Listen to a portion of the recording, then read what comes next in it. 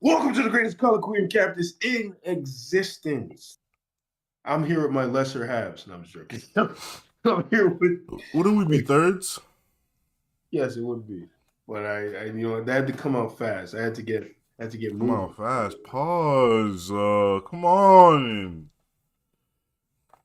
Okay. Nah, anyways, the triumvirate of terror, the man with a plan, and the ultimate Nas flan, blah blah Nas flan. I Nas turned him into flan. cake. I turned him into cake. It's The more of a ultimate pudding. Nas. Oh, pudding, yeah. The ultimate Nas fan, the electric jolt, E to the J. I wanted to do like a This beatbox man is thing. off the sugar today. And a lot of cups of coffee, it look like. Let me adjust. And the cool blue one-man wrecking crew, the human calculator with the numerical nomenclature, Raytron, Uno, Dos, Tres, and me, the strongest man in the universe. He who guards the guardians, wearing his Rippaverse merch. Vanguard rides again. I didn't hear you clap. Did you just put your hands together, or did you actually clap? I clapped. I don't know why it cut out. Let me try it again. Did you hear that time? Maybe it's just that's a loud, sharp sound. Maybe it's just cutting it out. Yeah. But anyways, what you guys been up to, man? Today, slept. Yeah. Slept. Bro, because after we ended the stream last night, I did not go to bed. I just didn't go to bed. I stayed up, cleaned my room. Yeah, I knew that was going to happen. Yeah, I said that shit too. Did what I had to do. And then... league in there. Okay. Yeah, we're doing stuff. And then 10 a.m. came, and then the Sandman was like, hey, yo, bro. I passed up. That's ridiculous. You stayed up till 10 a.m. Like that's crazy. Like I can understand see a specialist, man. 10 a.m. That's a specialist. Y'all never stayed up all night once, bro. Come on. No. I did that once, probably years ago, but it's been fucking thousands of years since I stayed up till 10 a.m. It's not my fault y'all get old. That shit was eons ago. The latest I ever stayed up to was 7 a.m. once. 10 a.m. is crazy. I can't even. You never actually went all 24, bro? Nope. I went 24 once. A few times. The only time I've ever done anything like that was because of work. I had no choice. Nah. It was back in the free time. I was just like, you know what? I'm doing this. And I stayed up. And then 24 hours later, I was like, time to not see. Imagine doing a 24-hour stream, bro. People have done that. Look, man, if you're big enough, shit, if they paying your bills, shit, catch you on a 24-hour stream, bro. There's this guy, Comic Artist Secrets. He'd be on there sometimes for that fucking long. He'd be there for 16 hours and shit sometimes. Just chilling. You should do one like that on Twitch, right? 24-hour stream. Look, man, I'm not doing a 24-hour stream for nobody. Come on. Not for nobody. Reason, but you wouldn't do it on stream. You don't even have to play games. You can just be on the stream. See, nah, I didn't do it for no reason. I did it because I was doing stuff. Just sitting here in this chair for 24 hours. That's crazy. Come on, that's crazy. I mean, what did you do to stay up for 24 hours? When I did 24-hour things, there was a bunch of stuff I was doing. Because, like I said, it was more back when I had more free time. So I think I did go to class, and then I did some homework, and then I was like, I think it was the weekend, and I was like, lit. Damn. So I just stayed up. Yeah, that specialist thing was not a joke. My fault. I just stayed up. It was like, okay, whatever. I was just doing stuff. Well, no, the 10 a.m. thing is completely alien to me. That's insane. I mean, I'd be taking my ass to bed at 8 p.m., bro. I mean, I'd be straight to sleep. The latest I stay up these days is maybe 10 p.m. 10 p.m. I'll be, and it'll reach 10 p.m. I'm like, damn, nigga, you pushing it. And I was trying to go to bed. 12 a.m. is the... Man, he talking like you're not going to be out until 4 a.m. today. Yeah, true. But even then, when I would go out with the boys, I guess my routine made it so that I couldn't do that kind of shit no more. Because there would come a time it hits 2 a.m. I'm just like, man, that was me. I was like, yo, bro, it's 2 a.m. I'm trying to go home, and you'd be like, you serious? You trying to go home? well, because like what? It's like when is a once in a lifetime? That was like every weekend, bro. Me and EJ, you trying to when go you went to home? boys. Nah, EJ, how many times were you like, yo, you trying to break out of here? Yeah, he looking When you're around with the like, yeah, boys, this it's supposed to be special. You're supposed to be out. Oh, look, man, it's not special if it's every fucking weekend, bro. Come on. yeah. With the boys, it's always special. Wait, Pause. I bet you go with some bitches. Your ass would have been out there till 7 a.m. though, Bro. They all know that I'm like, all right, I'll catch you next time, bro. But yo, EJ, remember that time? It was me, you, and I think it was the other boy, Ghazi, and we were with Ref, and we were outside till like 7 a.m. Remember? And Yeah, when we it went to turned wash. daylight, We went to wash. Yeah. it turned fucking daylight, and we were still out there. That's the craziest thing I've ever done. I was like, yo, y'all want to go to IHOP? Yeah, you did say that. And then I think at that point I was like, nah, I'm going home. I was like, I'm going home. You ain't get no breakfast? You should have got some breakfast. Nah, I was tired. I was tired as fuck. If your friend was with me, he would have been with it. See, I was tired as fuck, and we already had just finished dumping all this money in all those bars. I was like, it's time to start acting like a mature adult now. Some food in your stomach, man. A mature adult would have gone to IHOP. we got breakfast at home. You go home and it's just some hot dogs in the pot. But honestly, bro, that IHOP breakfast be expensive. You spend $50 on eggs and a pancake. I can't say pancakes. It's a pancake. One singular pancake. Well, I will give them though. They got some good ass pancakes. Like, come on, bro. Their normal pancakes are not that good, but the special pancakes they be having are like. Man, you can make that shit at home. Just grab a banana and some blueberries. No, I not got an that omelet that day. I don't do like that. I would like they're like little birthday cake ones or other things. Man, that's just funfetti cake. Oh That's actually just funfetti cake, my nigga. Come on. Let me have it. No, fuck you. Not let you have shit, bro. You know what they have? I'm a hater. You know they have like those special ones, like you remember they had that one. What the fuck was it called? I actually don't go to IHOP that often. It was like it had this cream on it and stuff. I don't know. They had some good pancakes. Oh, nah, see now it's your come on. Cream. You can't even say cream. What was it? I didn't even say that. Niggas can't even shave no more. Like you can't say nothing. You can't say nothing, bro.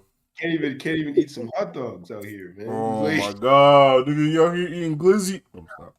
Nah, that glizzy thing is dumb. That glizzy thing is dumb.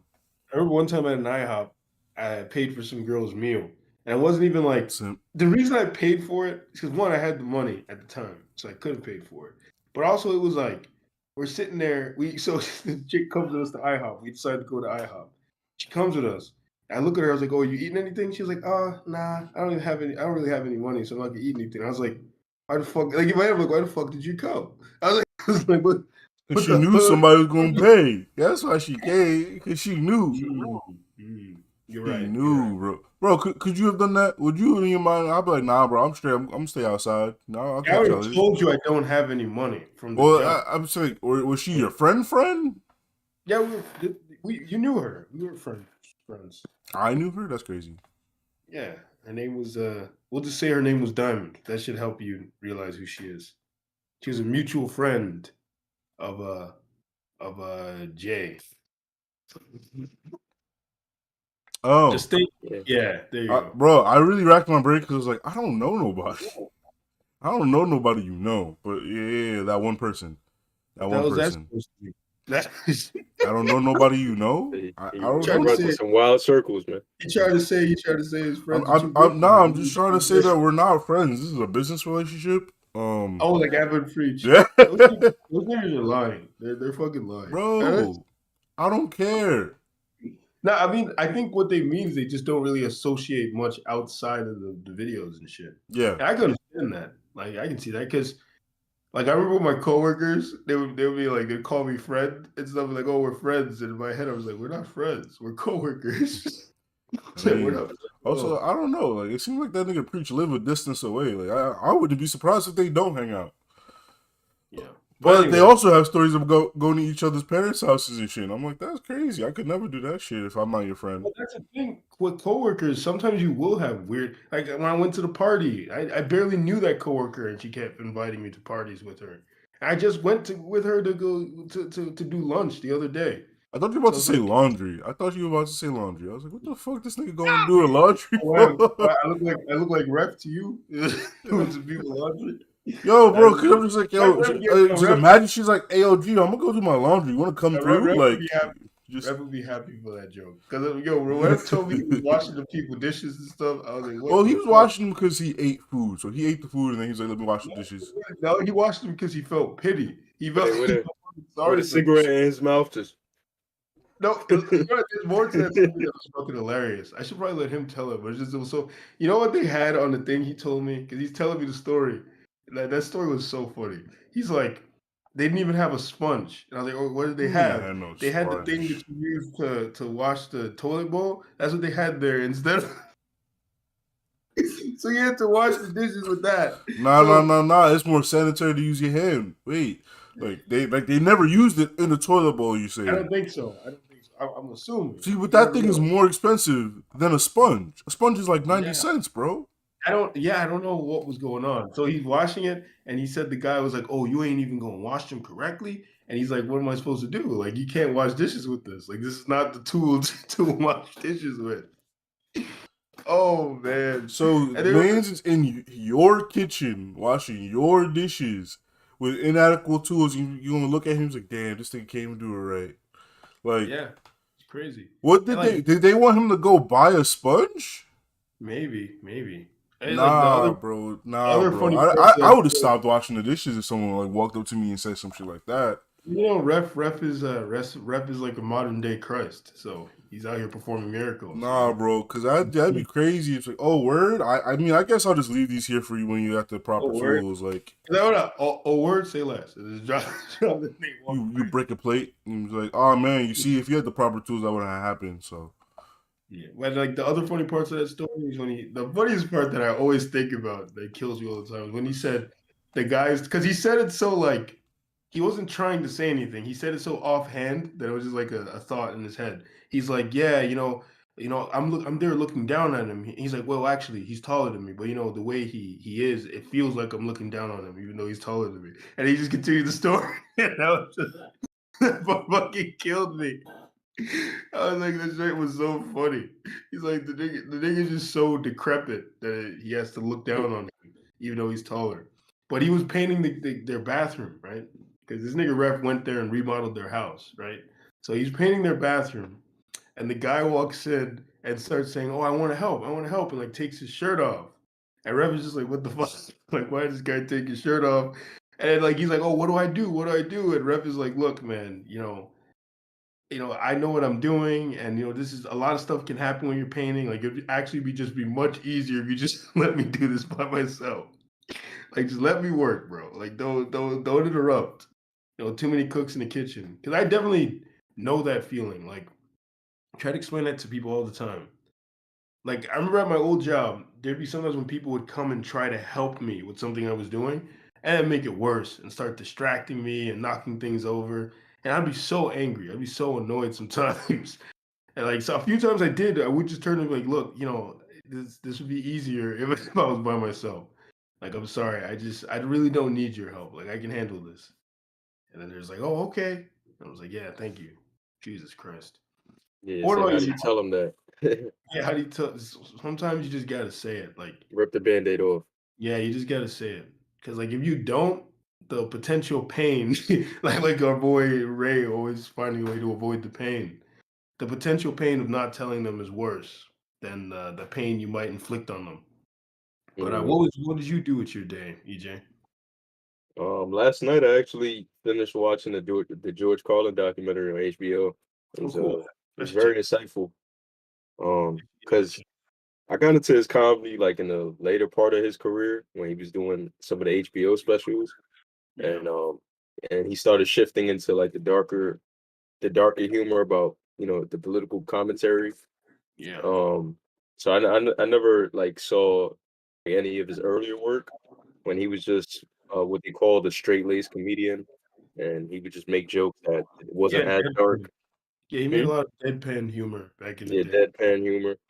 So it was just interesting to see. Like they were saying how, like what caused that change, like why he went from like a clean, straight laced comedian to like uh, the darker humor that he ended up having. Um, Mhm. and there was also wanted to death on like his upbringing, his personal life outside of stand up, I'm and some of the marital issues he was going through, and not gonna lie. it was What are we talking about? George Carlin, comedian. Okay. I was watching his documentary last night. Yeah. Um, No but man is complete without marital issues, right? but I remember one of the things he said that was interesting. I mean, he said a lot of interesting things, but one of the things that stuck out to me was he was doing an interview, and they asked because at that time at that time of the interview, he was kind of like, he had a lot of cynicism, and people were getting the idea that he hates people. And he's like, nah, I like people. Like I like the individual. He's like, I just don't like groups of people because when it comes to groups of people, uh, they end up trying to like they end up trying to be like the group, like they end up trying to be a certain way, Fake as and fuck. you never really get to see the person as they are. He's like, but I really like individuals. Like when you're just with somebody individually, you really get to see the true beauty that they have. And I was like, damn, that's how it be. That's how it be. I felt that some people when they get around a group, they act different, Yeah. and um they have to be a certain way in order to appease the group Yeah, or to keep their appearance. it's very easy to get like disaffected and like depressed when you look at the trends of things and see just like these things like even like about women, right? You can make very general remarks about women, but then you'll very every once in a while you'll meet a woman who's like much more different than all those stereotypes, and you're just like, okay, like because I say that to people all the time. It's like there will be general things like when people be like, "Oh, you hate women," I'm like, "No, I don't hate women. I just hate some of the trends The that tropes. yeah, the tropes, some of the tropes and trends, and like the way society seems to like bend over backwards in a way to kind of sort of give like the modern woman what she craves." But I was like, but then when I meet individual women, I get along with them just fine. Like individual women, no problems. They fucking love me actually. What Like, if and that's I'm not. them being fake to appease you? I mean, that it's Yeah, that's the other side of it, which is like I partially agree with Carlin because as Ray was saying, just because you meet with them individually doesn't mean that they're gonna be who they are. They could still be trying to that's keep up an that's appearance. But that's where that they're more likely, I would think, than when they're with someone or a bunch of group when they're with a bunch of people in a yeah. group. It's like when we were talking, like when me and Ray were just talking before stream about how women do that thing where they give each other empty compliments and they're not even having a conversation. It'll Yeah. just be them making all these goofy sounds at each other for like for like 30 minutes, and that's what passes for a conversation between them. Preach to the best, bro. Preach to the best. Oh my god, Yeah, oh my god, oh my god, oh my god, oh my god. yeah, Ah. yeah. That's what they'll do. So That like shit's funny. when the way to get somebody to be real is you start throwing curveballs. You just say weird things in the conversation. Like I'm saying dark stuff, anything you want to fucking talk about. Things that actually make it, they forces them to actually sit there and think for a few minutes or for a few seconds. And that's how you start to cut away at all that fat and get to the real person by just having like an actual conversation. Like instead of being like, oh, like instead of talking about generic pop culture stuff, you're just like, yeah, I read about this interesting idea the other day, and then you just you just go off on this crazy tangent, and they'll just sit there just like you'll even see Yeah. it. You'll see the gears working in their heads, like you see them actually considering for once what another person has said to them. Because a lot Also, of yeah, now go ahead.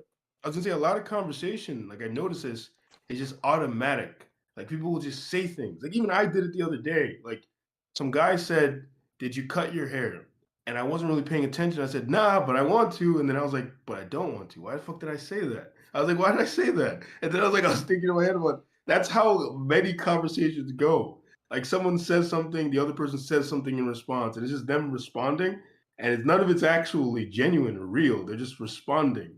It's like there's like a machine in there, that's just churning out responses. Do you catch yourself and then That's true. correct it? Yeah. No, I didn't correct it. It was already too late. I just kept walking. But I will sometimes mid conversation be like, why did I say that? And then like rephrase something. I do that sometimes. Mm-hmm. Mm-hmm. Mm-hmm. Yeah, Mm-hmm. I was gonna say also in the documentary, Yeah. like some of the other comedians that were speaking on Carlin, one of them was saying that, um, like, is it actually that, or was it that he was actually an optimist, but he used his stand up to make, you know, make jokes about like nihilism, and Like a parody of it? yeah, like a parody of it. I forgot exactly what he was saying, but it was something like that. It was like Was he he was saying just he's using his comedy to portray like nihilism and like how funny it could be, right? When you live nihilistically. I don't even know if that's a word, but fuck it. yeah, yeah. I mean, 'cause um, I do yeah. that with my humor a lot. Like, I will say something that I don't actually mean. It's like even when I said that Yeah. in one of our chats the other day, where you said something and I thought you were quoting me. And I said that before because it was something crazy, and then I Yeah. was like, well, because like a lot of the time I say things, I'm like exaggerating them on on purpose for like Bro. humorous effect. So like in my head, I was like, damn, I really be saying shit like that. But yeah, because his daughter in the documentary, it's a good point that they brought up that I forgot the name of the comedian that brought it up, but it was a good point that they brought that up about him because even towards the later part of his life, where it seemed like he lost all hope for the world and kind of just hated society. His daughter like one time met with him and she was like, I don't believe what you say on stage. Like if you really gave up hope for the world, like why do you even get on anymore? Why do you even do your stand up, right? Like why do you bother telling people about how things are if you don't have any hope in changing anyone or seeing the world be a better place? And he was saying like, yeah, you're right. Like I guess Yeah. I do get up and even though the stand up is for comedic effect, I do want my message to get across and kind of inspire some hope in people to change the world or to at least take those small steps in changing the world. Yeah. So Yeah, I 100% agree with that. Because like I had my nihilistic phase or whatever, my because if you're angry. truly a nihilist, you're not gonna bother trying to Exactly. argue that to anybody. Like you Yeah, accept that it's kind of like exactly. a fatalistic approach. Like you accept it. That's Yeah, it. that's how I even knew I wasn't actually a nihilist because I'd have all these larger beliefs about the world and Yeah, like things. I was like, I wouldn't be speaking about these things all the time and thinking about them all the time if I was truly nihilistic, if I truly believed there was no meaning. I was like, I'm generating meaning all the time and making yeah, connections. So like that helped pull me out of the gutter. And then like even my sense of humor, I was like, I'll find like even though I would like my mind would go to dark places, I was still able to find humor in some of this darkness. And I was like, oh, so that shows that you're still the same humorous, lighthearted guy. It's just you've learned some new things, I guess.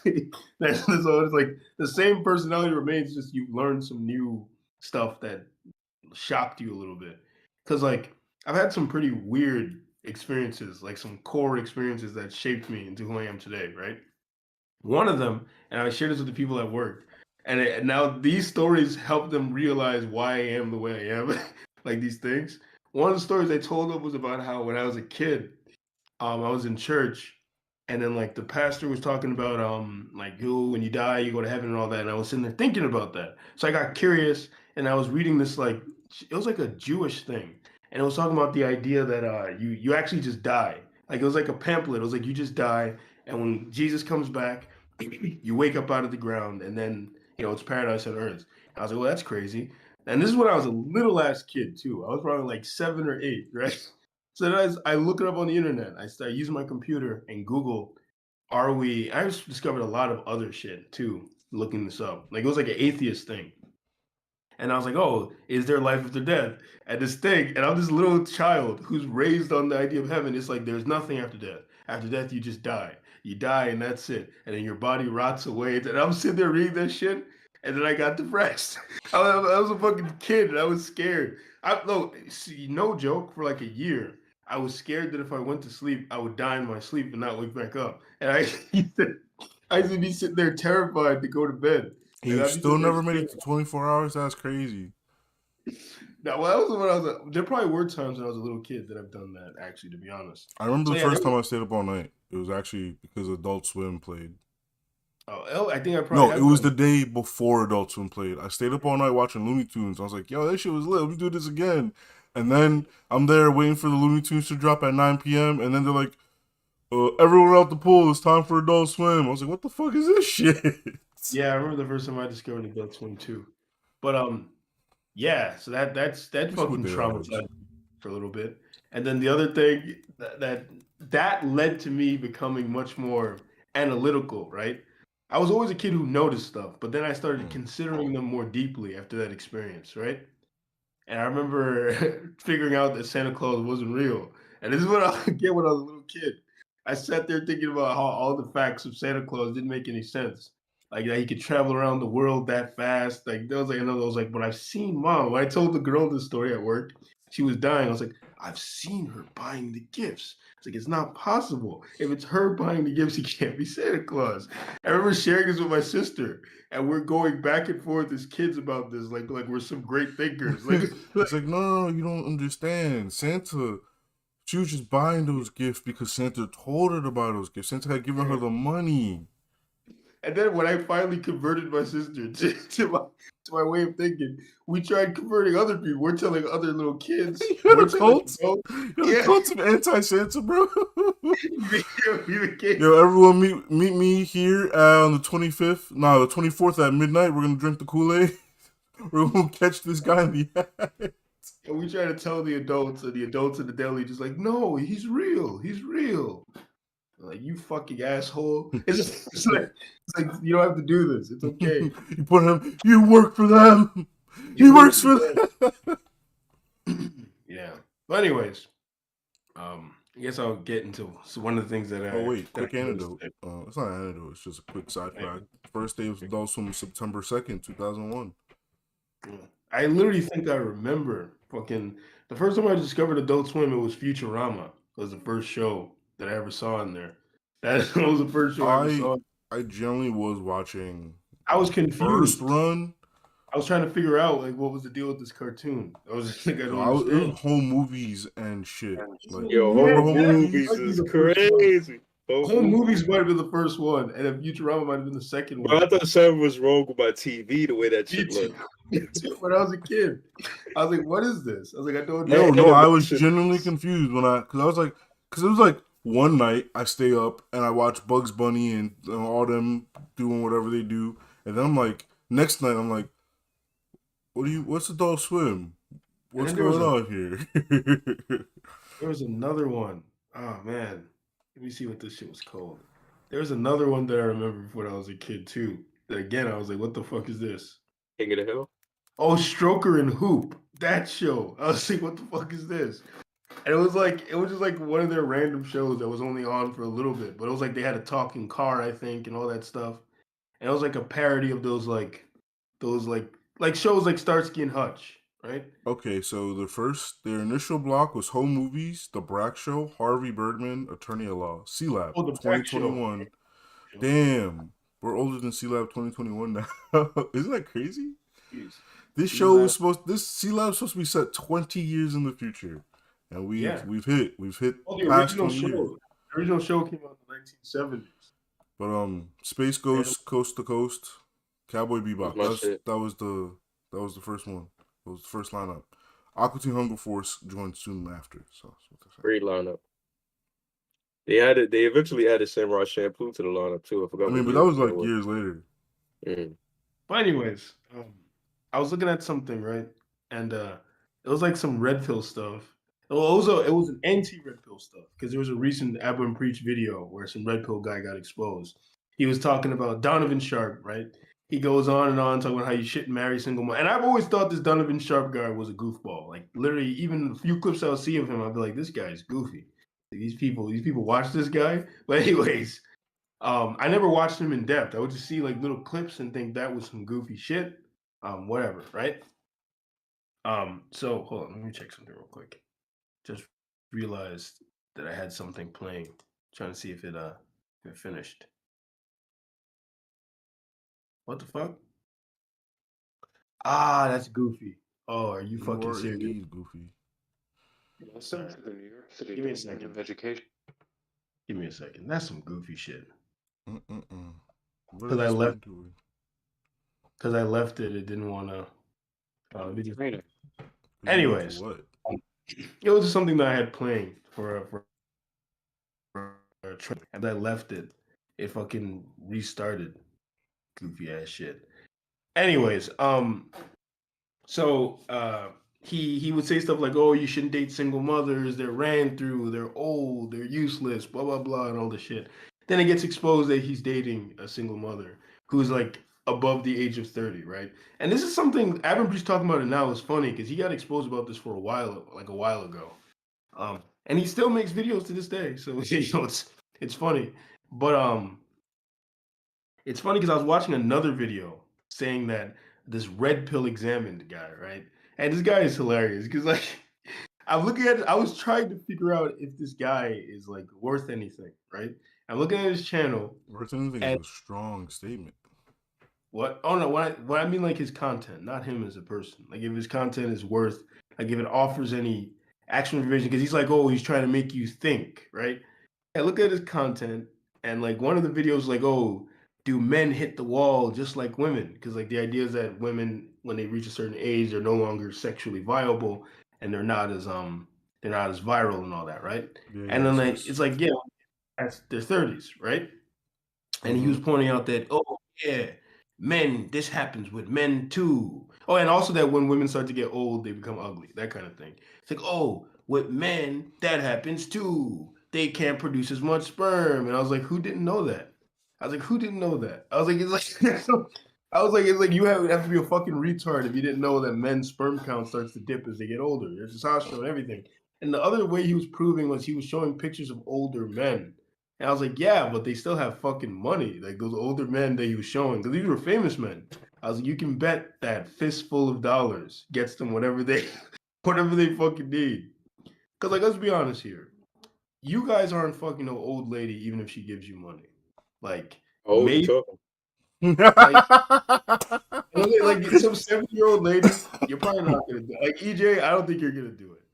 I How don't old think we you're gonna. talking, man? I like an I'm older just talking woman, like an man. insane amount of money. Like I think for a See, dude, it has to I be feel insane. it really does because my boy Huso was showing me some I forgot her name. So actually, Yeah, he she's was like actually attractive. he was like 50. He was like, and I was like, But I'm saying like this is like a yeah, old you ass mean like an average thing. older person? Yeah, you're absolutely right. Yeah, You see how Sandra Bullock look these days, man? She still look good for exactly. white But I'm women, saying like a older white women. crone. Crone walks up to you talking about, oh, I'll give you $500 if you fuck me. It's like, nah, I'm good. You know, it's like I'm okay. Like yeah, I could go make $500 another way.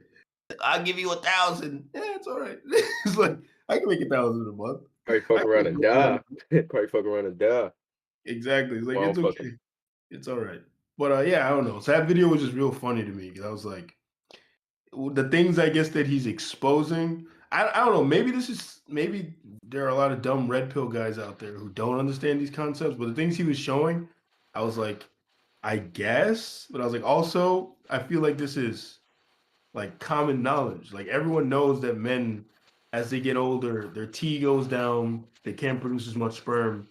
Heck, Coach Greg talks about this shit all the time. EJ, say something. I didn't see you. You have a Hmm? fan on, bro? Yeah. No, I haven't said no.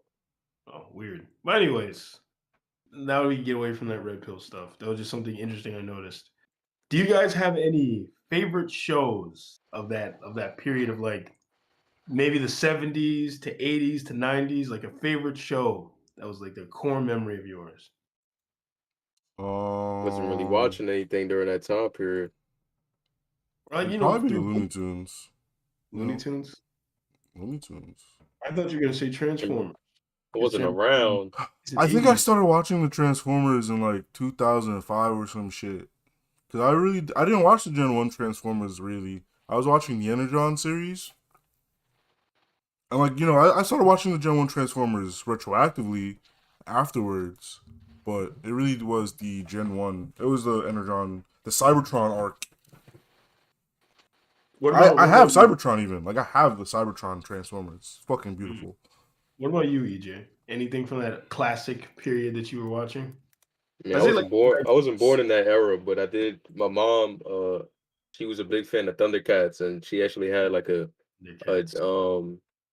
what she had, not a no, I think it was the CD. She had like a CD of it, or was it a? I can't remember what the form of it was, but she showed me like some of that show. And I thought it was cool, like how the characters were designed and Yeah, just how it looked. yeah. But Thundercats had a really nice reboot later. yeah, That was pretty good. The reboot was pretty good, but it got canceled. But that kind of leads us into Which the song? topic. Which reboot was this? Not the Thundercats roar. There was Yeah, that's one what I was right. thinking. I was like, I know he don't mean that one. Yeah, there was one right before Thundercats roar. But anyways, it's got me thinking because one of my favorite, um, I guess, what's the word I'm trying to find? I don't know why it's eluding me right now. One of my favorite franchises, like of all time, is GI Joe, right? And GI Joe is like an '80s, you know, '80s mainstay, very popular in the '80s. And that's why I thought Ray would choose Transformers. I was like, when I thought that '80s thing, I was like, Transformers, He-Man, GI Joe. These are like some of the most popular things in the '80s. So it got me thinking because I've told Ray about this a lot. I've had like a whole idea of like reimagining GI Joe, sort of similar to what I did with that Scooby Doo thing. So I wanted to know if you guys have ever had any of those old shows. It doesn't have to be from the '80s, like an older show that you enjoyed, like that you would like you've ever thought about reimagining and what that would look like on your ends. Yeah. Honestly, I'm not a fan of stuff like that. Right, right, Yeah. right. Because I prefer getting new shows. But if I had to pick an old show to get redone,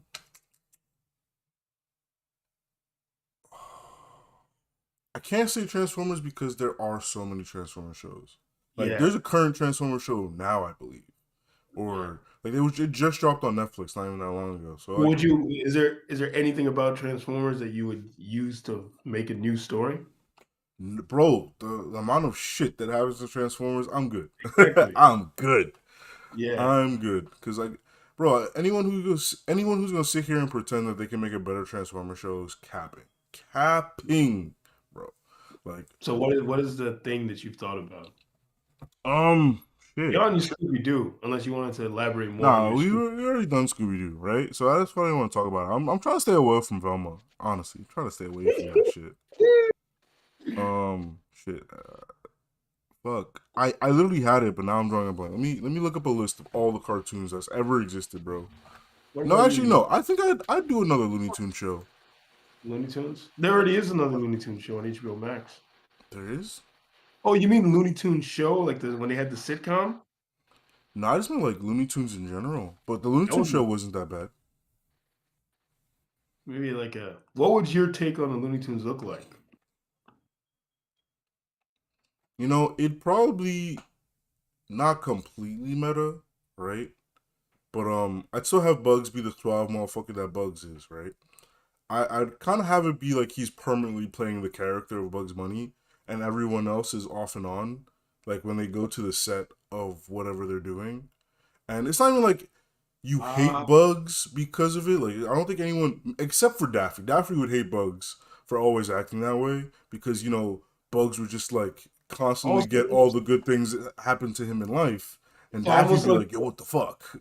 so almost like the Muppets, where you see the background of them making the show and that kind of stuff. Yeah, kind of. And then like the side plot would be Daffy being real mad that Bugs always acts that way. And like I said, it's not like he's an asshole or a dick about anything. He's just always Bugs Bunny. And Daffy, who he has to play the idiot, gets constantly treated like the idiot. And he's like, bro, that's just TV. Like, leave me alone. I'm a normal person. Would you do a thing where it's like a Looney Tunes back in action, where real people appear and they're among the real people sometimes? I don't think I would have. Like, Hmm. see, but like in my mind, they were in real life. They were just no real people. Because like I think like some awesome that could happen is like in their cartoons, they're in the cartoons and they're filming the cartoon. Like the Yeah, way that's how it was. Like, when they're doing the 2D, like the set looks 2D, but it's a 3D building of a 2D set. It's really Yeah, fucking and then, goofy shit, bro. and then like when like there could be like clips outside, like little things joining the segments of cartoons, like little brief clips, like a minute long joke or something. And then like you see real people in those scenes, like they're talking to like the director and like the cameraman and See, stuff. but And like that's where we differ. Like, I wasn't gonna have any real people. It was gonna be more Looney oh yeah. Tunes.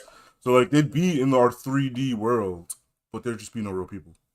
Oh, that's even better. That'd be really cool. Like Like you they're see them like with their they just talking. filmed the 2D shit, right? And like that's just Would there it. be like would there be like office things where they're being interviewed for something? Sit there with like a cup of coffee talking, I guess and there would like have to be because of like if you're gonna get the perspective of Daffy being like, bro, I hate this nigga Bugs, bro. He'd have to like sit there at the fucking interview, just like talking his shit, right?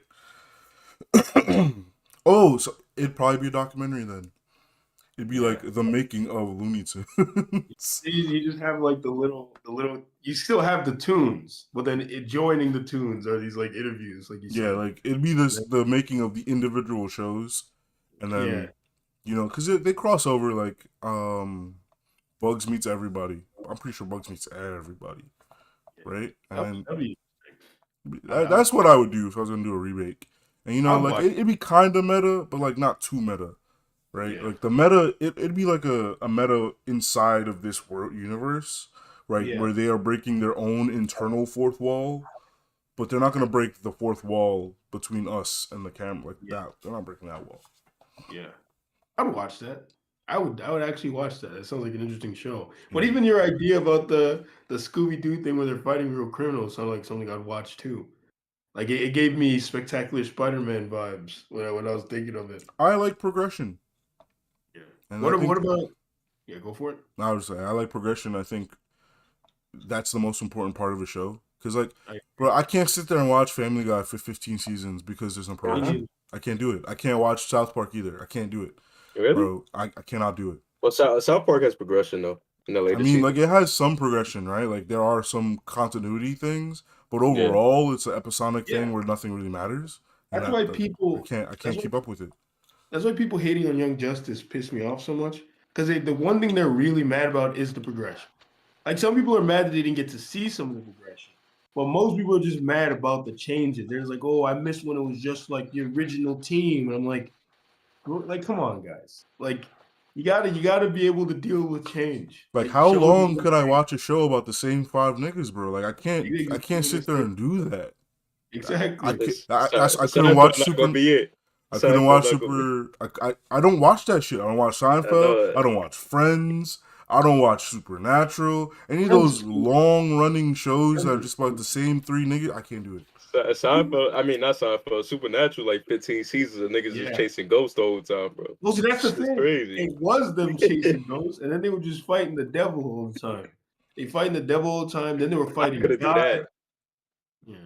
I don't mind it. I don't mind the long drawn out seasons, even if there's no if it's not going anywhere, as long as the comedy is good. Like I like that with sitcoms when the comedy is good and I'm still getting laughs out of it, then I don't mind because to me it's just more of like I'm not gonna really binge watch it. I mean, you could binge watch I those think type of shows, but I'm gonna like turn it on a I think Sunday afternoon and just want to laugh I think it's that day. different if the show is designed to be like episodic. Then it's a little different. Like it doesn't really matter the progression.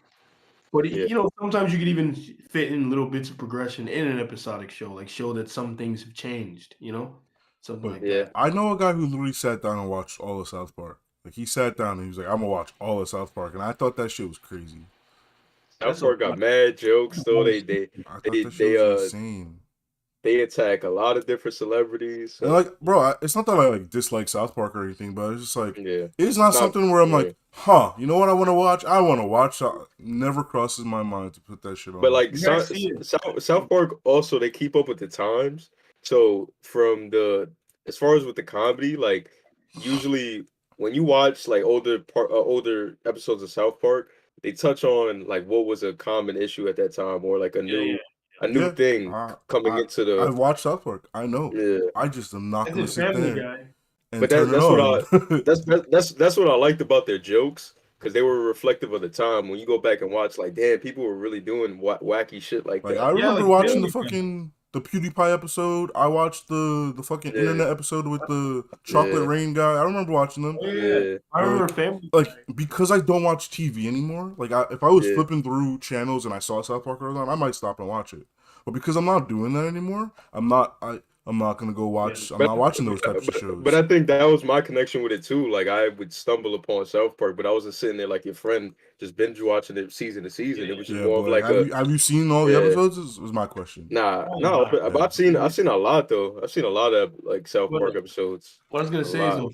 Family Guy gave me that nostalgia before because, like, I remember I was watching an episode. They kept referencing the OC. I was like, I don't want to wait for our like they kept Oh, no, playing. that's Dawson's Creek. That's Dawson's Creek. Oh, That's Dawson's Dawson's Creek. Creek. That's what they kept Yeah. referencing. And then I was in there, and I'm like, it was so funny to me because I literally remembered the show from when I was a kid. I was like, yeah, I remember that goofy shit. Goofy, I yeah. remember when I used to change the fucking channel as soon as that shit came on. Yeah, no, same. I don't wanna wait. It's like I was like, watching those shows. Shut the fuck up. Watching shows like that is almost like a time capsule because it's like, damn, Yeah. this is what was going on, right? Yeah, this shit is so funny. But what about you, EJ? You have a show that you thought about remaking, bringing back? Maybe something that you think is slept on. It doesn't even have to be like a real classic. Something that you think. I mean, there's a couple of shows I just don't know enough about them because, like I said, I wasn't watching. I only know about them because of from like my elders talking about them, or just hearing people that just talk about the show briefly, but I've never sat there and watched them, so I don't really know as far as like bringing it back, how I would reimagine it because I'm not really familiar with the story. Out of curiosity, But what would your take on Thundercats look like? Thundercats, I don't really know about the story. I know they were like a group and they were fighting. What were you gonna mention then? I was gonna say Thundercats being one of them. I was also gonna mention DuckTales. It'd be cool to see that. They brought back Another Oof. another show would be Duck. G.I. Joe. I've heard about that forever. I don't know shit about the story though, but it'd be cool to see a reboot of that. G.I. Joe. I guess I'll just Not a live action though, like an actual like the cartoon like back in the 80s. Now I feel like an idiot for having even brought this up. I thought maybe you guys would have. I forget. I was sitting there watching a lot of old cartoons. Yeah, I watched a lot of any 2000s cartoons as well. Yeah, the 2000s stuff. 2000s, maybe 90s. Okay, what about for the cartoons? 2000s? Let's hide it. Are there any 2000s shows you guys would bring back? Yo, like I said, personally, I don't like the remaking of shit. Like, bro, remember when they brought the Powerpuff Girls back? I was not excited. Like, even before I saw what they did to the Powerpuff Girls, I was like, I don't need another Powerpuff Girls. Well, is there something? Oh, what about My Life as a Teenage Robot? Would you ever bring that back and take that in a new direction? I don't think I'd take it in a new direction. I think I would just bring it back. Teenage Robot, Chalk Zone, I feel like I would just give them the time to shine because they ended way too early. Like, they really got shafted. Would you change anything about their stories to fit? To fit my personal personality, I would probably give them more progression because there is none. And especially in My Life as a Teen, there is no progression. Like, they had, like, some overarching villain, like the fucking... Whatchamacallit? The Hive? The Cluster. No, it's called the Cluster. Like, the Cluster would come and fuck shit up once in a while. But they weren't like, huge main enemies. So, and then her overall arc was that she felt like a robot, but she was designed to be a girl. You bring season long arcs and stuff into it. I would just like make sure that it's like if there was ever a lesson that she learned, she'd learn it, and because there were some lessons she had to relearn over and over again. But that was the nature of cartoons back then, so I would do that. I might do the Galactus K&D because that was an initiative that they wanted to do, the K&D but in space, because adults, what was it? Yeah, adulthood wasn't a thing that just happened. It was a disease throughout the universe. And I think that's just such a goofy concept. I want to see what the fuck they were going to do with that. That's a good outlook. Child Zone I can see coming back and being a little more moody. Like a little more like, not moody as in like sad, but more like in the vein of Adventure Time, where like stuff is happening. Like shit is going down, like Adventure Time kind of arcs and adventures. Oh, because there's definitely going to be like, because they even showed that in Chalk Zone that there was a universe where it was like literally the kindergarten drawings, right? So there definitely should be a part where it's like these are the older people, like these are the high school drawings. Because I think Rudy was only like middle school. Yeah. So like that Yeah, definitely it's could have like been a high school era. I could definitely see something where Rudy coming back. Like maybe he's in like maybe he's in college. Maybe you don't have to actually follow along with Yeah, he could how much just time skip. you have. Another show, Maybe bro. he could be a LT high Gray, schooler. LT Gray deserves a season LT 3. grade. Yeah, Deserves LT that grade. season 3, bro. Well, Oh what my about you, god. PJ? Are there any 2000 shows you'd reimagine or bring back? I feel like most of the 2000 shows I like had a good run. Like Courage had a good run. Dexter's Laboratory went on for seasons.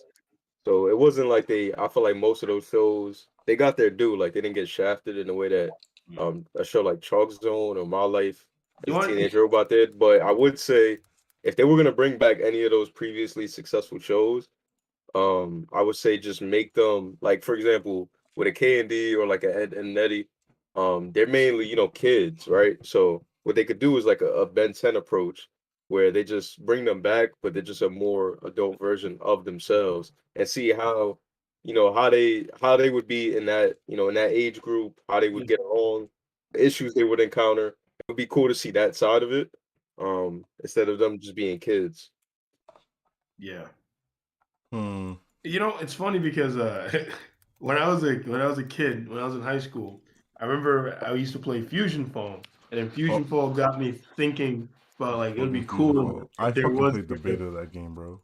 yeah, I was like if there was a Cartoon Network universe. I was like, oh, I wonder how that would work, and I started outlining in my head what a Cartoon Network universe would look like how the continuities could exist side by side, right? And then I'm telling you, as a fucking kid, I went and looked up all the people who I guess would be in charge of something like that.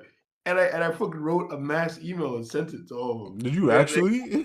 yeah, I'm dead serious. Yeah. Yo, that's crazy. It's probably one of my past email accounts. If I can get access to that email account, I can literally in another stream show Bro, you imagine they guys. replied. Yeah, like what if they fucking got back to me like, oh, we're very interested in you. I mean, I was a kid though, so they probably did.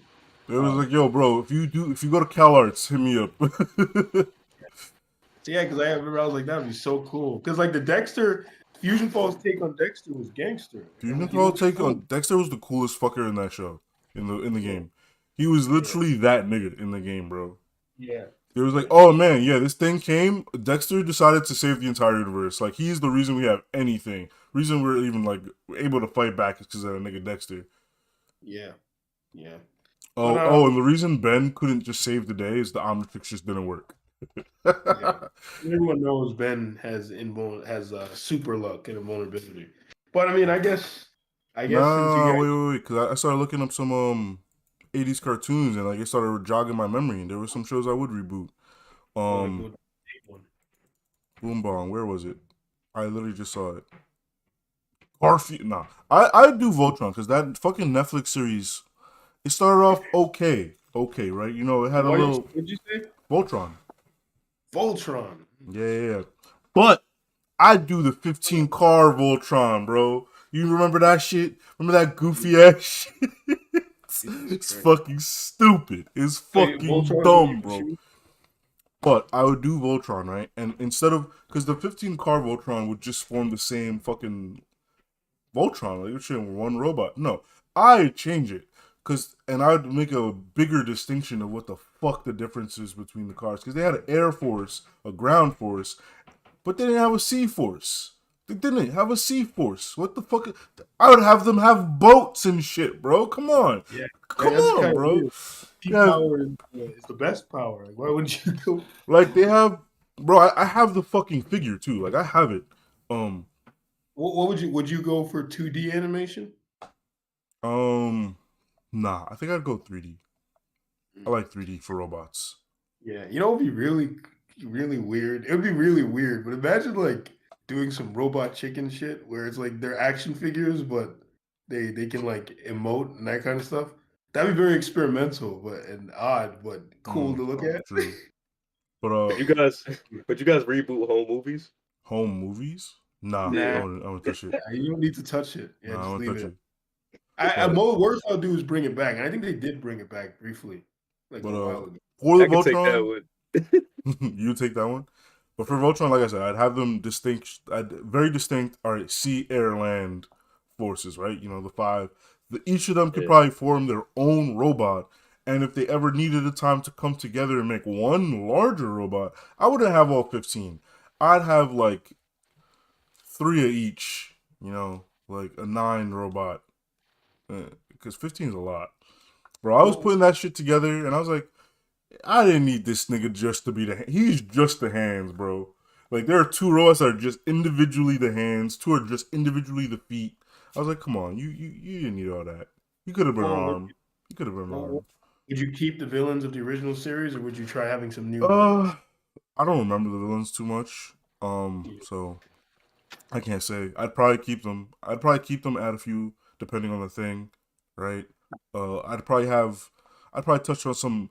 I'd probably like it'd be Voltron mixed with fucking Captain Planet. Be like, yo, there's a environmental things going on, because like, bro, what the fuck? I'll have a sea force before. Like, there's not pirates. They clearly go and just clean the waters or some shit, right? So like, there'd probably be some environmental issues that they're dealing with.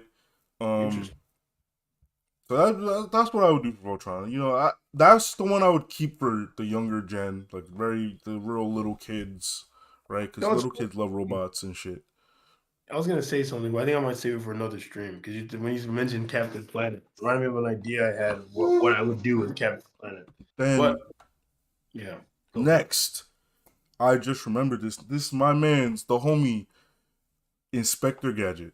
Remember that nigga? Oh yeah, I do remember that. Remember that nigga Inspector Gadget, bro? I was thinking Inspector Gadget was ripe for like a darker, not actually dark, but like a more emotional story about him.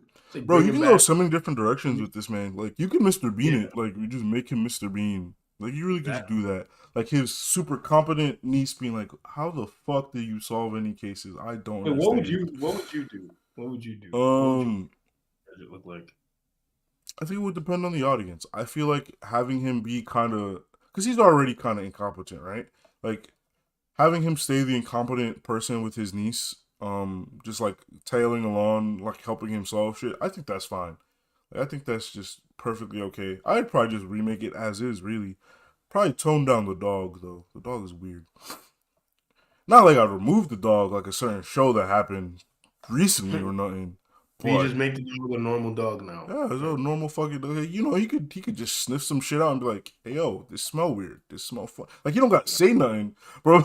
But actually, imagine the most hyper realistic dog being like, "Hey, yo, my nigga, like, when you gonna give me some bacon?" Like, he doesn't say shit the whole show. In the last episode, he's like, "Nigga, what? Come on, bro. You always fucking shit up." I'm starving. That'd be so fucking stupid. He's like, it's been 52 episodes and I haven't eaten once. Like, don't you find it funny how they have pets and not one time they feed them the whole show? I should call CPS on your bitch ass. Yo, Peter gonna have a field day with this one. One more show. You know what didn't need to be touched? The Smurfs. I don't know why we have like 3 Smurf movies. Why the fuck do we got 2 different Smurf movies, bro? Yeah, I don't know, man. I don't know what was going on. Ghostbusters been done to. Oh, here it is. The Legend of Zelda show. That shit was goofy. You would make it, but actually, I'm guessing adhere to the game's plot and stuff. Bro, do you know how different the plot is for Zelda? I was actually talking with Husto about this, because he was like, "It's the same formula over and over again." And then I really thought about it. I was like, "No, it's not." Like, I think the Zelda show could be cool. I could see that. Hell, like, you could just mix all of them together into one epic tale. Because, like, there's this book that tries to do that, right? Yeah. And they fail. Because the games are not meant to be together. So it sounds really fucking goofy. But you could actually mix them together and you just have this one guy. Maybe elements from each. Like that kind of thing, bro. Because wouldn't it be? It could just be a parody of the heroic, like the chosen one trait, where this guy is constantly the chosen one. He's just like, "Can I please just go to bed?" You see that, like a One Punch Man kind of thing, where he's like, "I don't want to be the chosen one. Leave me alone." So I'd start off with the traditional.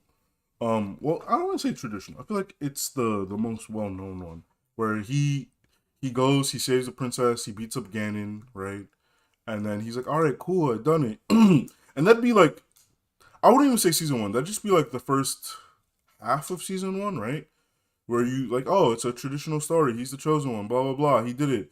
And then like he wakes up, he wakes up the next day after he saved the princess, and everything's different. But everything's the same. And he's like, something's wrong here. And then like, like the story beats like repeat itself. And he's like, yeah, wait, no, I already did this. I already went on this adventure. And you think he's about to do the exact same adventure. And then it's like, no, you're not saving the princess anymore. You're not fighting Ganon. You're doing something completely different. Like it's one of the other games. And he's like, what the fuck? What's going on? And like that would just keep happening. He keeps saving people and saving the universe. But like every day afterwards, he wakes up. And then you could probably get pretty far. Like you can go through all the games, like all the ones, the core games, and you get to the point where he's like, no, I'm not doing this anymore.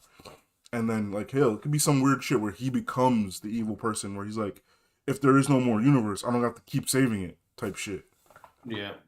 Yeah, I remember I had an idea like that where there was like a He-Man thing I wanted to make where the idea was He-Man is like a new take on He-Man. There was like a lot of differences, but then it gets meta at the end when Adam learns that I think I described this on stream too. Adam learns that his fate is to do this thing with the sword that's literally going to destroy his reality and reset everything so that a new iteration can begin and reality will reboot.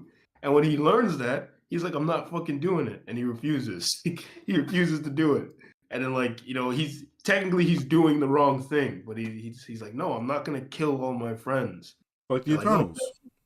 Yeah, it's like, that's your destiny. He's like, no, I don't want that destiny. Like, you learn Skeletor was trying to prevent that fucking thing the whole time. Like, Skeletor knew the truth. So it's like Skeletor was the hero. Skeletor was the hero from the past universe type shit. So like, and then another idea I had was I wanted to write this manga that's like styled as if it's like an 80s manga. And it's like, there's this guy who's a big fan of this 80s manga. And then he wakes up. It's like your typical anime thing. He wakes up in the manga, right? But then, just like you said, there are things he knows should happen, but then they don't happen. And then he comes to find out he's in like the original unpublished edition of it. Oh, he's in the pilot? Oh, that's crazy. Yeah, like the story is different. It's like there are things he doesn't know. He's like, because like when he enters the manga, he recognizes himself, that character that he always like had a resemblance to. Oh, like he looked in the mirror and saw himself, and he's like, oh, I'm that guy. Yeah, and that character's supposed to die, but then because the story is different, he doesn't know if he is gonna die or if he's just gonna die at an earlier time. He doesn't know what's going on. I thought that was cool. But the thing that I've always thought about rebooting, and I think I've described this to Ray before, and I'm not gonna get too much into it because I do want to do an actual pitch on this term if the audience wants it. To be honest, we'll see how the audience responds to the Hanna-Barbera was like, yo, I see you're not really using this IP no more. It'd be cool if someone could just take that off your hands real quick. Yeah. It's a Hasbro property. The Hasbro? So, oh, you're not My Little Pony, bro. Oh, Jesus Christ. Yeah. But G.I. Joe is something that I've always had a fondness for. And like my take on the idea was like I was doing this thing where it's like in my iteration of G.I. Joe, everything that's ever happened in G.I. Joe has happened in some way, shape, or form in this universe I was creating in my head, right? So like just to get out of the way, like one of the promotional things I thought would be really fucking cool for my take on G.I. Joe, it's like an American flag kind of thing. So basically you would see like I don't know if you guys have ever read Kingdom Come, and you see like how Superman's reflected on the table, and then Batman and the others are reflected on the bottom. Yeah. Right. So like it would be something like that where you see Duke and like Roadblock and the others standing next to him, and they're like standing there and they're like tinted in red. Then there's a white line separating them with the G.I. Joe title, and underneath them in blue you see Cobra Commander and the other characters in the same positions of the various Joes. And they're just standing there like that at like a slant, like reflecting each other. That image just stayed in my fucking head. But like it was a very serious and dramatic take on G.I. Joe that still would include some of the hokier elements. Like I said, I won't get too much into it because there are some things that would be spoilers that I want to happen. I want to reveal it. So like in my take on G.I. Joe, like I said, everything has happened in some way, shape, or form, right? And like in the first season of the show, one of the things that established immediately is Cobra has kind of like vanished from view. Like no one knows what's going on with Cobra anymore. Um, you would see that there's this channel called Extreme Studios that kind of in this universe would be like where you see a lot of the things going on in the series. There'd be like clips of television, like showing things and explaining things in the climate, right? And Extreme Studios is uh is like it's kind of like the MTV of this universe, right? And you would learn over the course of the series as time went on, you would learn that it's controlled by Tomax and Zaymod, these two twin villains in the GI Joe universe. Like they're the executives of Extreme Studios and they work for Cobra. So Extreme Studios is like a propaganda wing of Cobra that pumps out propaganda to rile up the youths against the military and like against the government, right? Um, so basically, one of the things that's established this right away is Cobra is missing. Uh, the James, oh fuck, how did I forget his name? James, damn, James I know it was Buchanan? I don't know. McCullen. James Buchanan McCullen. sounds very. Who is that? McCullen. He's The Destro. president, I think. Oh, no, James Buchanan? no, he's Destro. That's the name of a president, bro. Yeah. James. I don't. So What you thought I was making that up? Name of a president. no, it's just like because we were talking I about don't- Destro and he mentioned the There's a president. there's a James Buchanan. I don't know why that name just stuck to me. I don't know the president's names, bro. But James McCullen is Fuck, how the fuck you know that? Yeah, I was BJ? right, You're right? crazy. It's nasty. So James McCullen was at some point exposed as having connections with a Cobra, and like then he suffered some kind of like this is all backstory you're seeing through news reports as the show is starting. He was exposed and like he had like a heart attack, like a fucking stroke, and was hospitalized. And then his company was taken over by his previously unknown son, Alexander McCullen. And Alexander McCullen is like he's biracial, and he's like this very hip and trendy kind of like this new age CEO kind of guy, like a very Mark Zuckerberg, Elon Musk type. And he takes Mars Industries was formerly for weapons. He kind of like over time is able to transform the company into more of like a consumer good kind of thing, where they're making phones and cars and batteries and that kind of thing.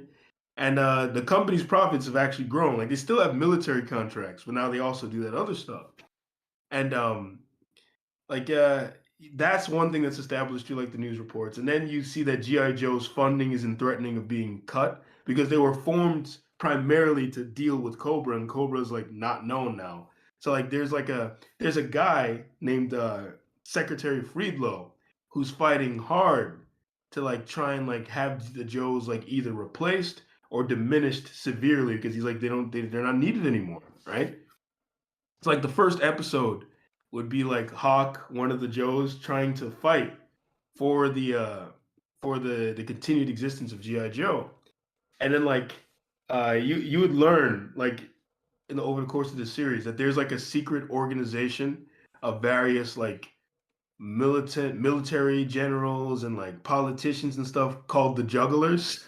The Jugglers exist in the GI Joe canon too, but they're just military generals. They're like a secret group of generals that manipulate events from the shadows in the comics. I kind of like expanded it and made them more like not just military generals. Like you have all sorts of powerful individuals, and they kind of control the secret route of the world, right? So like the only reason Friedlow has not been able to get what he wants done is because they like the upper members of the Jugglers have to vote on it, and they keep saying, we're not sure. We'll wait and see if we might need the Joes. You never know if some new terrorist organization springs up, right? But then by the end of the first episode, like the pilot, the Cobra would make a grand appearance again, like trying to uncover something. The Joes would be able to prove that Cobra is still active, and this kind of gives them a limited like existence. Like, okay, we can exist. You guys can exist for a little while, but I'm still coming for you. Like that's what Friedlow was saying. And other things you would learn is you would learn that Alexander McCullen, James McCullen's son, it would be a very Iron Man Armored Adventures kind of thing, where you learned Alexander betrayed his father, and pretty much fucking infected him with like these nanites that made him have a stroke, and Alexander has his father locked up in like this cell, and he's stolen his company from him, and instead of stealing the Destro identity, he's formed his own called Darklon because he hates his father, so he's usurping him, right? And he's taken over his father's organization because Destro in the comics has like a criminal organization in addition to owning like a weapons company. So he's taken over both, right? And like the reason why he's done this, like I had an idea that this would be revealed in like supplementary material. You don't really learn why he's doing it in the show. You know he hates his fucking dad. Like he clearly does not like his father. But you learn why in that like in the comics that would kind of elaborate. You learn that he's kind of like a bastard child that was kind of like that Destro was forced to cast away because like he had like a woman he was set to marry and he didn't marry her. Well, he had a kid with a woman that wasn't the woman he was supposed to marry, and like the organization was like, yeah, that's not gonna work, bro. Like you're gonna have to abandon that kid. So he abandoned him, because it was either you abandon the kid or you abandon your role as Destro, and we replace you, and a new Destro comes. I like that conflict because Yeah, it reminds me of Naruto with the how Itachi is seen as a bad guy because he Tachi is a killed bad guy. everybody in the village. But Tachi then is a bad guy. hold on. Just saying, he is a bad guy. yeah. What are you gonna say, EJ? But when we learn about the backstory of Itachi and how he was part of the Black Ops and he was given a mission to do this and um there was more to it than just that itself that he killed the whole clan. And I think with your story, it's like the guy's name, Alexander McCullen, Yeah, um he hates his father because of him abandoning him, which yeah, is a good reason to hate somebody, but there's more to it that you don't know that's yeah. underlying as to why he made that decision. Exactly. So Yeah. You'd find out about it later. Like even Alexander yeah, McCullen doesn't fucking know why his father. He just thinks his father didn't like him and didn't care about him. yeah, And Destro doesn't fucking tell him because Destro has too much pride. Destro does not care. Um, but like Alexander McCullen, the character that he becomes, Darklon, whenever he puts on his mask, because like much like his father, he does mercenary activities on the side. He can't help himself. He likes going out there and getting some action. So when he does that, he has to hide his identity. So he does it as Darklon. And Darklon in the comics, Darklon is like Destro's cousin. So I changed some stuff. Here in the comics, the Alexander McCullen thing did happen, but what happened instead is Alexander took on the role of Destro and was pretending to be Destro, right? And no one knew that it wasn't James McCullen. Uh, but when he did it, he didn't do anything to his dad. Like his dad actually was sick. Like his dad got sick because of something else. But my take is like he's using the identity of Darklon and all that stuff. So that's one of the things that happens. And then one of the other elements of the show is Cobra Commander has been acting very odd in Mhm. recent times, and no one can explain why. They're not sure. So there's like some suspicion surrounding Cobra Commander, and people start to wonder what's going on. And later, if I get the chance to expand this more in other pitches, you'll find out why he's acting different. But like he's become like very obsessed with finding these like relics of like a past organization that's existed, right? And you would only find out what the relevance of this is in later seasons because this is supposed to be like a 5 season show.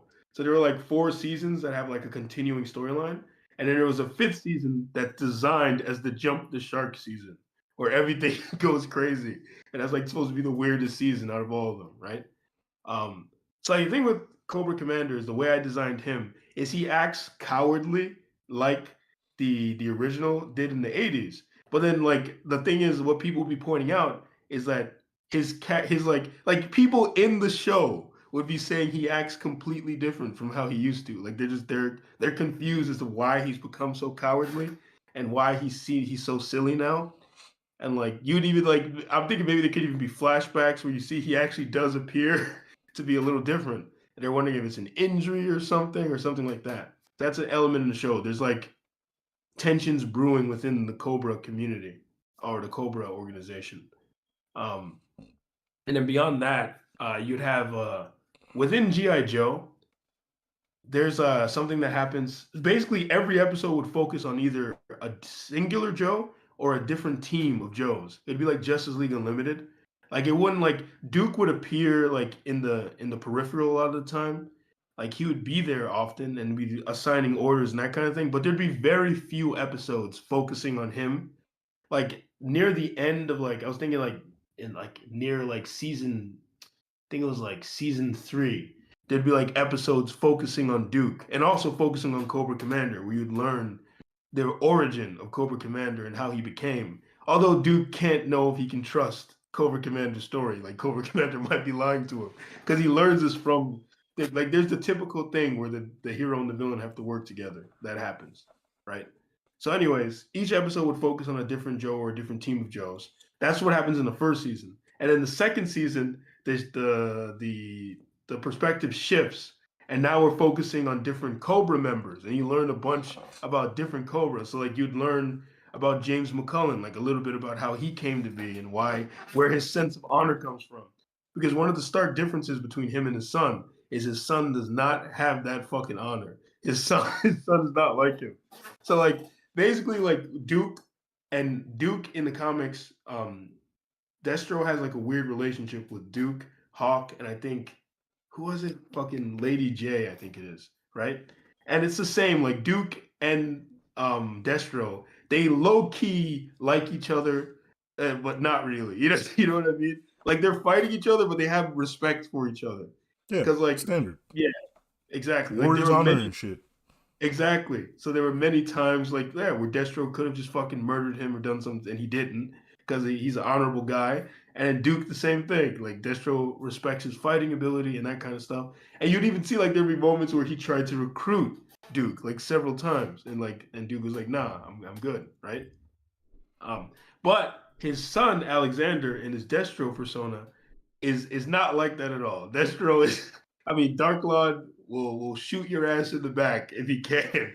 Darklord does not give a fuck. He's like Cars from JoJo's Bizarre Adventure, and like even in terms of like working with Cobra, he's only doing that in hopes of toppling their organization and taking control of everything.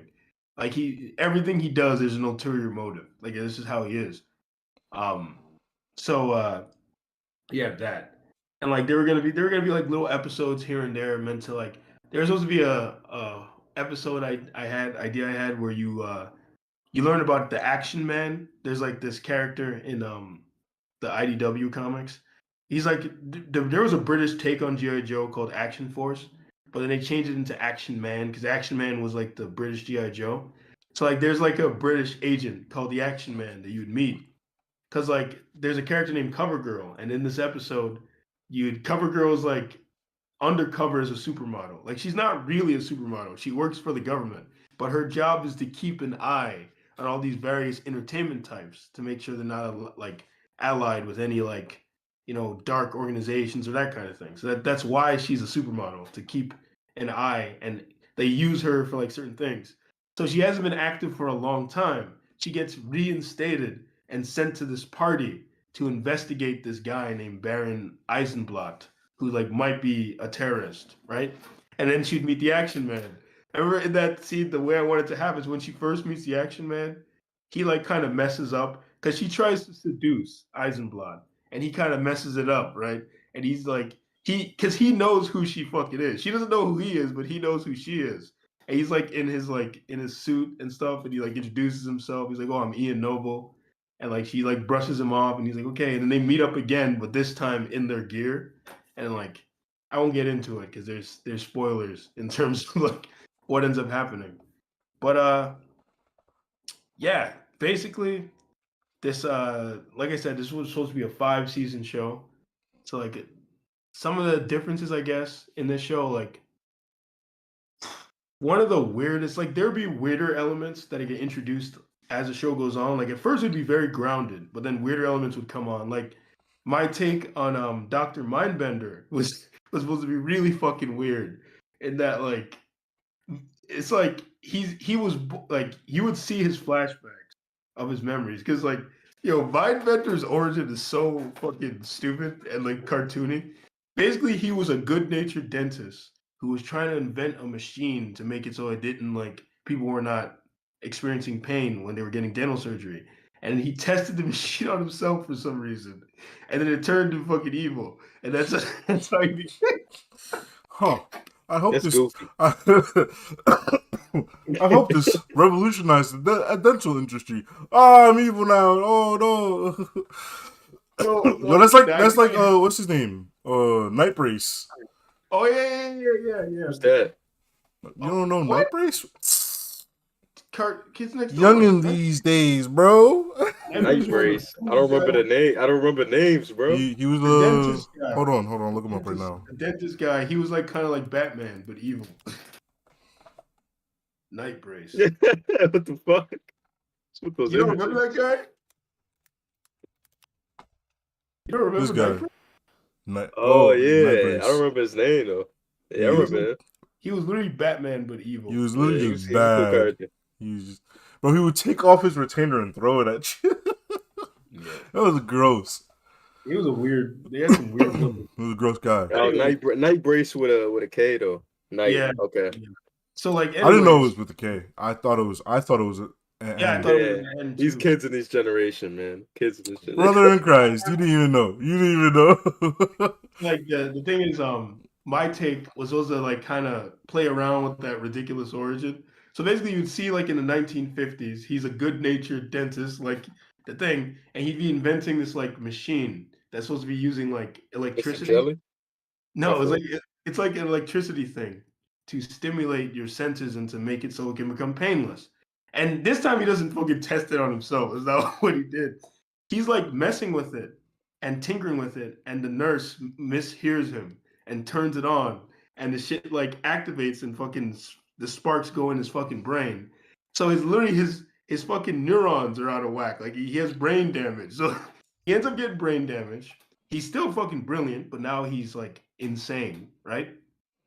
So like you would see that over the course of the series, his face has changed many times.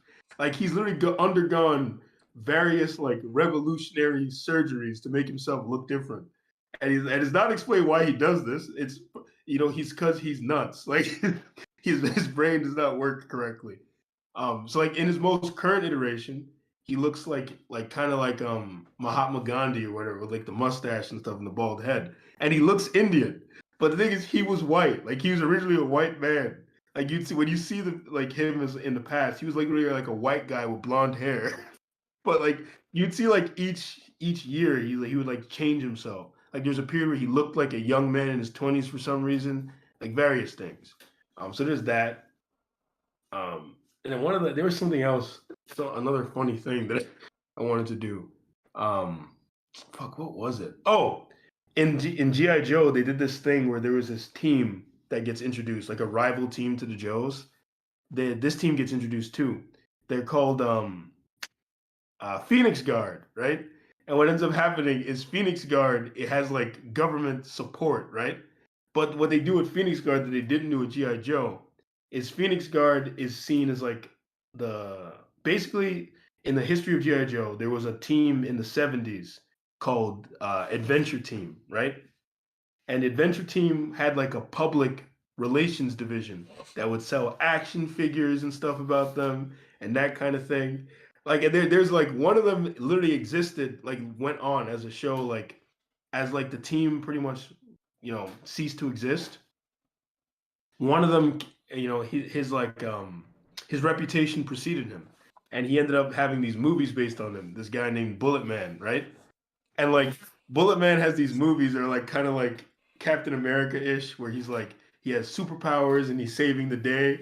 But then like the members of Adventure Team, the surviving members who you meet, right? One of them is the original G.I. Joe, and another one is Miles Manheim, right? Basically, they kind of talk about how the motherfucker was actually insane. Like when they knew him, like he was nothing like the version you see in the movies. They're like, it was literally a guy who put on medieval armor. Like he had like a medieval kind of thing, like here, and he had like an old school kind of like Viking helmet. And the reason he wore the helmet was because this crazy psychopath feared that one day one of his own bullets would come back from the heavens and hit him in the head. So he always wore the helmet to protect himself from that. But for some reason, he was reimagined as this like epic superhero, this good guy, right? With superpowers, even though he didn't have powers, he was just like a gunman who was good with good at shooting. Um, so basically, Phoenix Guard is imagined as the new kind of like adventure team with a public relations division. And I remember there was supposed to be a reference to GI Joe there, where instead of like the GI Joe theme, the original GI Joe theme is like something like "When there are terrorists about, GI Joe was there." It's like it'd be reimagined, but with Phoenix Guard. It's like Phoenix Guard is there, and instead of real American hero GI Joe, you'd have America's elite heroes, Phoenix Guard. Like they had their own theme and action figures and shit. And like, what do you call it? Each member of Phoenix Guard is supposed to be like analogous to one of the more popular members of GI Joe. So you have Heavy Duty, who's like meant to be like a roadblock. You have like Quick Kick, who's meant to be the stand-in for Snake Eyes, and it just goes on from there, right? Yeah, that's one of the things that was supposed to happen. And a large theme of the show is basically in that secret organizations fighting each other, because you would learn that like a lot of the conflict in the show arises from the jugglers pretty much fighting another shadowy organization that is revealed later. And like all the things that's been happening in the show was really literally just them fighting and using Cobra and GI Joe to do the fighting for them. And yeah, but that's about it. That was my take on GI. I can't reveal any more because like if I do want to turn this into a pitch series, then there are elements I can't reveal now. So I don't know how boring that was, but that was my take on GI Joe. Now the three niggas that watch this, they're gonna be like, yeah, yeah. I mean, I didn't reveal enough. Doesn't matter, bro. They're gonna be like, yo, bro, I got this cool idea for you. Say what you said word to word to some execs. The execs will be like, all right, so I'll give you a chance.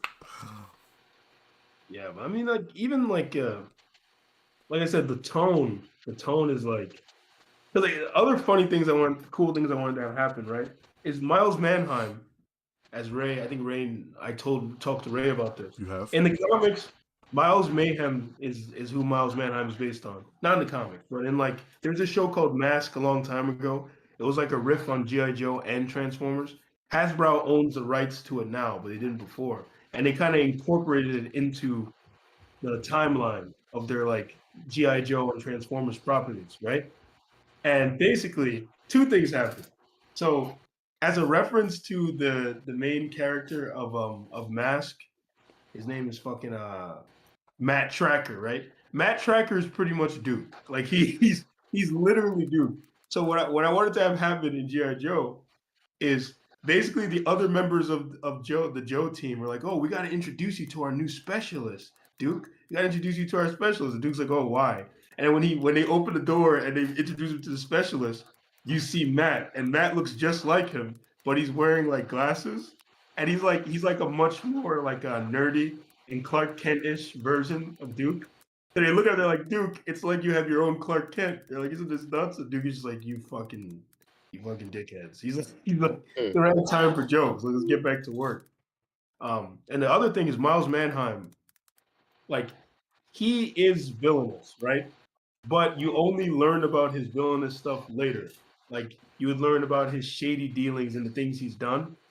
Like he's not outwardly villainous like he was in the show. Here he has like he's doing some things in the background that you learn about later. And like what he's been planning comes to roost later in the series. But even then, he never literally comes right out and fights anybody. He's more of a schemer. And I guess it's one of the things I learned. That's it. That's all I got. That's it. I can't tell you anymore. Told a lot. That's a whole 5 seasons right there. Yeah, I literally sat there thinking about this. I literally have each season outlined, not like every episode, but like the general things I want to happen in each season. I don't really, man, if I could really get into it, like there are things I would like to tell, but then I kind of do want to pitch this one day, like actually pitch it. So I'd have to do it in like sequence. I was gonna do it in like parts, where like they were like each season would be split up into maybe like 2 or 3 parts, depending on how complex that season's supposed to be. Yeah, because some crazy shit happens over the course of this series. So with But, the yeah. with the state of cartoons as they are, how do you feel like what tone do you think cartoons should have in general? Like in What? America, let's say that. Like in America, because I feel like What? Yeah. What? One of the problems actually. oh man, Good go thing on. you mentioned that. Well, you didn't finish the question. No, go on. One of the problems actually, as I was developing this GI Joe idea, was me realizing I would never be able to sell something like this because the tone was very adult. Not even adult, like explicitly adult with cursing and violence, but I wanted it to be like these are people shooting at each other and there are adult themes and storylines happening. I was like, I don't want to dumb it down. I was like, kids can enjoy something like this, but I was like, I wouldn't be able to sell something like this. I wish cartoons could have like a nice little medium in terms of like kind of like that, like at least young adults could enjoy this thing, like someone in their 20s or someone who's 17. But it looks like the direction we're heading in is cartoons are now like explicitly meant for children. Like they're meant for kids. Yeah. That's all I was gonna say. Yeah. Yeah, I feel like you could still have adult themes, kind of like a Teen Titans type of show, where the characters don't curse, or they don't do anything that's like gratuitous Mhm. with the violence, and it's just more of like, you know they have those conversations that represent an adult like theme, and it's still something that could be understood by kids. uh the animation of the characters, some of the family kind of jokes that you see in like the DC and Marvel movies, like you can still put that in a cartoon to make it relatable for kids of that age group, and then still have parts of that story where one of the main characters have to overcome a large conflict, and it it challenges them on ways that a kid might not be able to understand in that moment, but it might be more understandable by somebody that had been through that, somebody of Yeah. an older age. So I feel like there's a way to implement elements to satisfy both demographics. Yeah. Okay, because I feel like What in the about you? West Yeah. specifically, we tend to lean more towards like very childish cartoons. Like Yeah. cartoons are for children. Like, and I don't even mean like 12-year-olds no more. Like they're not even making cartoons for 12-year-olds anymore. They're making them for like 5 and below. Like if you're older than the age of 5, you shouldn't be watching cartoons. And that's kind of wild to me. Yeah, it's funny you mentioned that. I was just in the gym today, and it's funny. The guy saw me looking, and he did this, I guess, because he thought that like he was gonna impress me or something. But I'm sitting there working out. I'm on the shoulder machine. I'm sitting there chilling because I'm fucking beat. Like I was beat on that. Like if you guys had saw me I'm literally sitting there like this on the fucking machine because I'm fucking exhausted. And in my head, I was like, damn, nigga, you still got 2 more. You got 2 more sets to go. But anyway, these guys start talking about Dragon Ball Z and Dragon Ball, and I think they're also talking about My Hero Academia. And this guy Oh, comes over, and I'm paying attention to their conversation because I'm interested in the differences they're mentioning between Dragon Ball and Dragon Ball Z. I'm just paying attention, and he sees me staring, and I guess he thinks I'm staring because I think it's goofy. He doesn't know that I'm actually listening to the car. So he turns, he goes, "You guys are such nerds, man." He's like, "Why you guys still watch cartoons?" And I'm just sitting there, just like, and then he made me like, I was like, okay, yeah, let's get back to working out, and I just started ignoring. So I was like, because I was like, come on, man, it was just so goofy to me. I was like, first of all, Dragon Ball Z is not for children. That's just not for kids. It's just not for Dragon Ball kids. Z specifically? No, absolutely not. Yeah, I was as watching it as a goofy kid. as That shit goofy was as Dragon crazy. Ball Z is, it is not for children. They got niggas getting cut in half, My parents got me the exploding. VHS tapes. I don't know why. I don't know why. They Cause, wasn't sitting there for the full 30 minutes of bro, that episode. I remember I was at a party when I was a kid, like some kid's birthday party, and I was talking to one of my uncles or some shit. And I was like, yeah, cartoons are mad violent. He was like, Looney Tunes is way worse than anything you have ever watched. them niggas is going But crazy, dropping DBZ anvils on each DBZ. other, shooting people. He was talking about all that shit, and I was like, "Oh, word!" And like me DB as a kid, I was just talking about like they're fucking like punching each other. I was like, "Oh shit, I don't know what I'm talking about." No, yeah, like the that's what I was gonna say. Like the violence is like over the top where you don't want a kid seeing that. But when they're not in those situations where they're fighting somebody and it's just more of like the their normal life when all the battles are done for the day and they go home and they're having a good time like that. It could get childish. Like when Goku's sitting there fucking going through mad plates of food, like that type of stuff. Like a child could watch and sit there and laugh or be like, oh hey, like this is cool. But then when it comes to those points where they get into this big battle and this man's talking about the destruction of the earth or somebody's getting tortured when they already defeated and they keep on wailing on them, like that's not at that point, you don't want a kid seeing that. But I think the normal everyday life aspect of it, like the slice of life type of shit is what a kid could what I think that's how parents see it. Like they're not seeing that other part of it. Yeah. Hmm. Hmm. That's Hmm. Hmm. Hmm. Hmm. Like even Bleach, right? Like Bleach starts off in a school setting. They're walking through the hallways.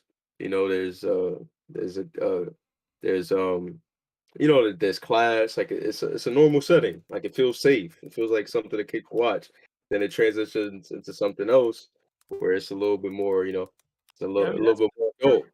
that's kind of wanted to do. Like, I wanted my take on GI Joe to deal with adult themes, like adult ideas. But I was like, as I was thinking about the idea, I was like, there's nothing really here that like a little kid would enjoy. I was like, Yeah, maybe the gratuitous shooting at each other, but I was like, a lot of the things I was imagining was like a lot of political intrigue and like high stakes action. yeah.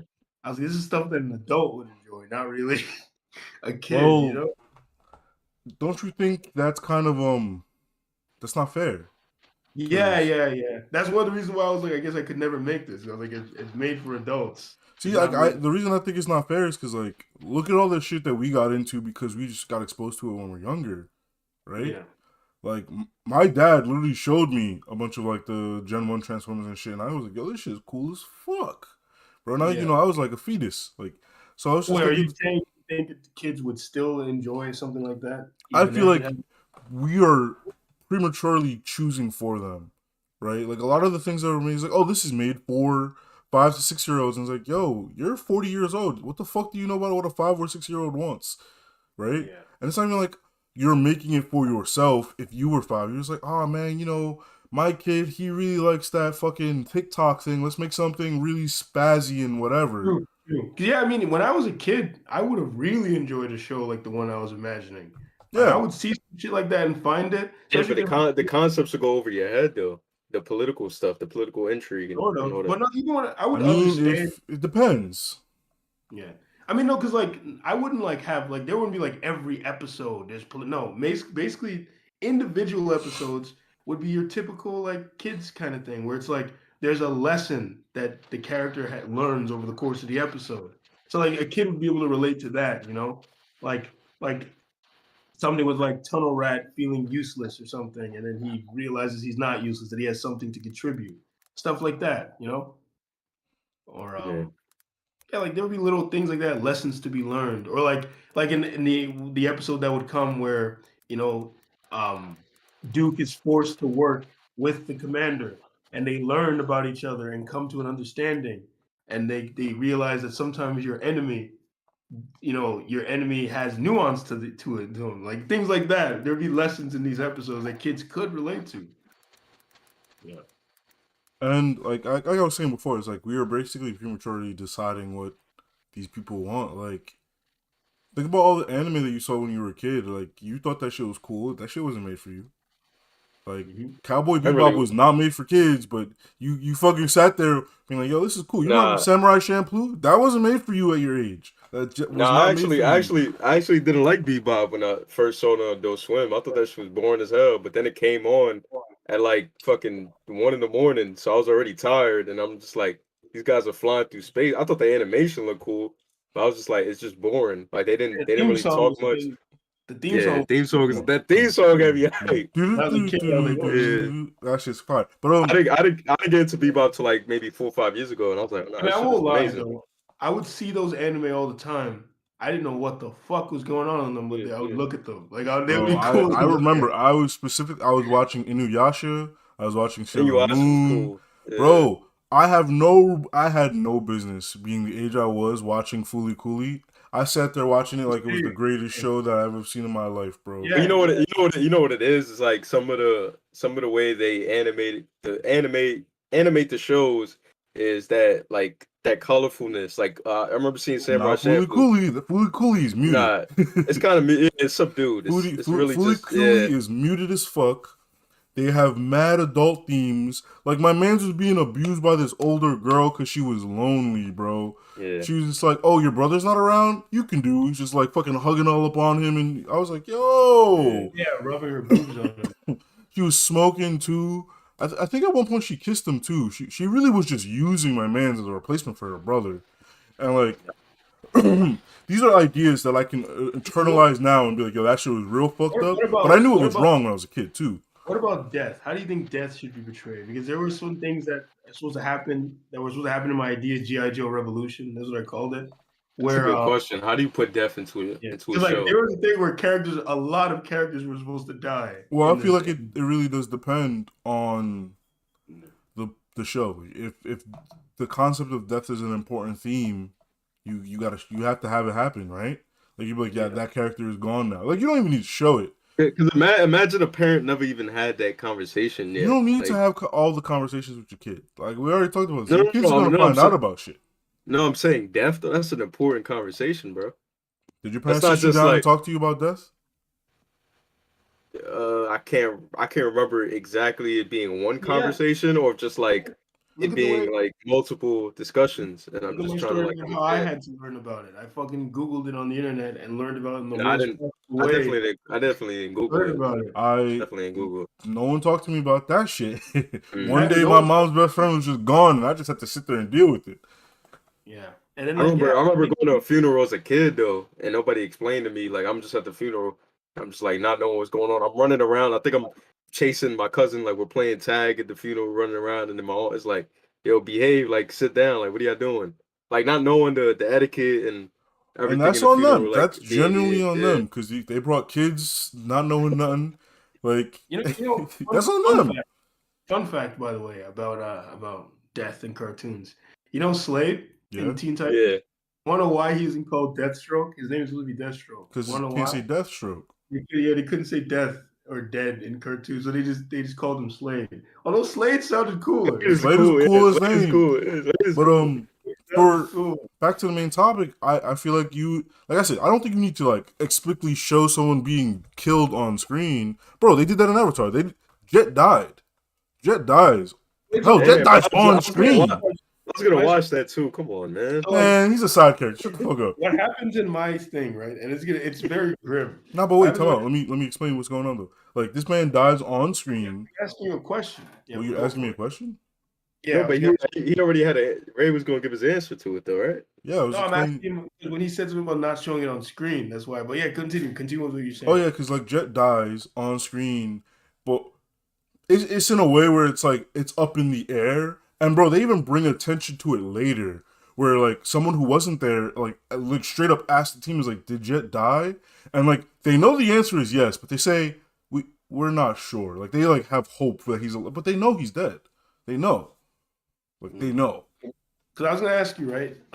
There's a thing where the way some of these characters die is they get like riddled with bullets. Like that's pretty much what ends up happening. Jesus. Yeah. So like the thing is. Because it's something that happened in the comics. It's like a core thing that I had to adapt. Like it's something that happens in the comics where these like popular characters that people liked just get straight up put in a ditch and killed. Like that's what happens in the comics. I saw that. I saw you. The fuck have you been through in your life, bro? This man's going feral. He's like, yeah, they all die. What I was gonna say is, I was thinking in my head, it could be like a Tarzan kind of thing. Where remember when you see Clayton get hung and you see a shadow get hung. Yo, that shit was crazy. Bro, I remember being a kid. I didn't see the shadow when I was a kid. I saw that shit like a few didn't see years the shadow? afterward. Cause it flashes for like a second. It's like and you see his they like do it limp real body. quick. Like They you do it like real quick. So I was thinking, could I get away with that? Could it you be definitely something could. Where it's like their shadows get hit? you definitely could. Yeah. I mean, Or if you're it gonna, could just if be you're gonna like include, or it could be like someone closes the door behind them and then you hear the gunshots and they just like look down. Like something it's something like that where it's like heavily implied that nigga no longer exists. Yeah. No, but you gotta go about it in the most subtle way, because No, a you know. kid like with the Clayton thing, it's easy for a kid to see that and not really understand what the fuck happened. Nah, I mean, bro. right? I don't think there was I could ever a moment that I didn't think It that could be an nigga Clayton was explosion, dead. right?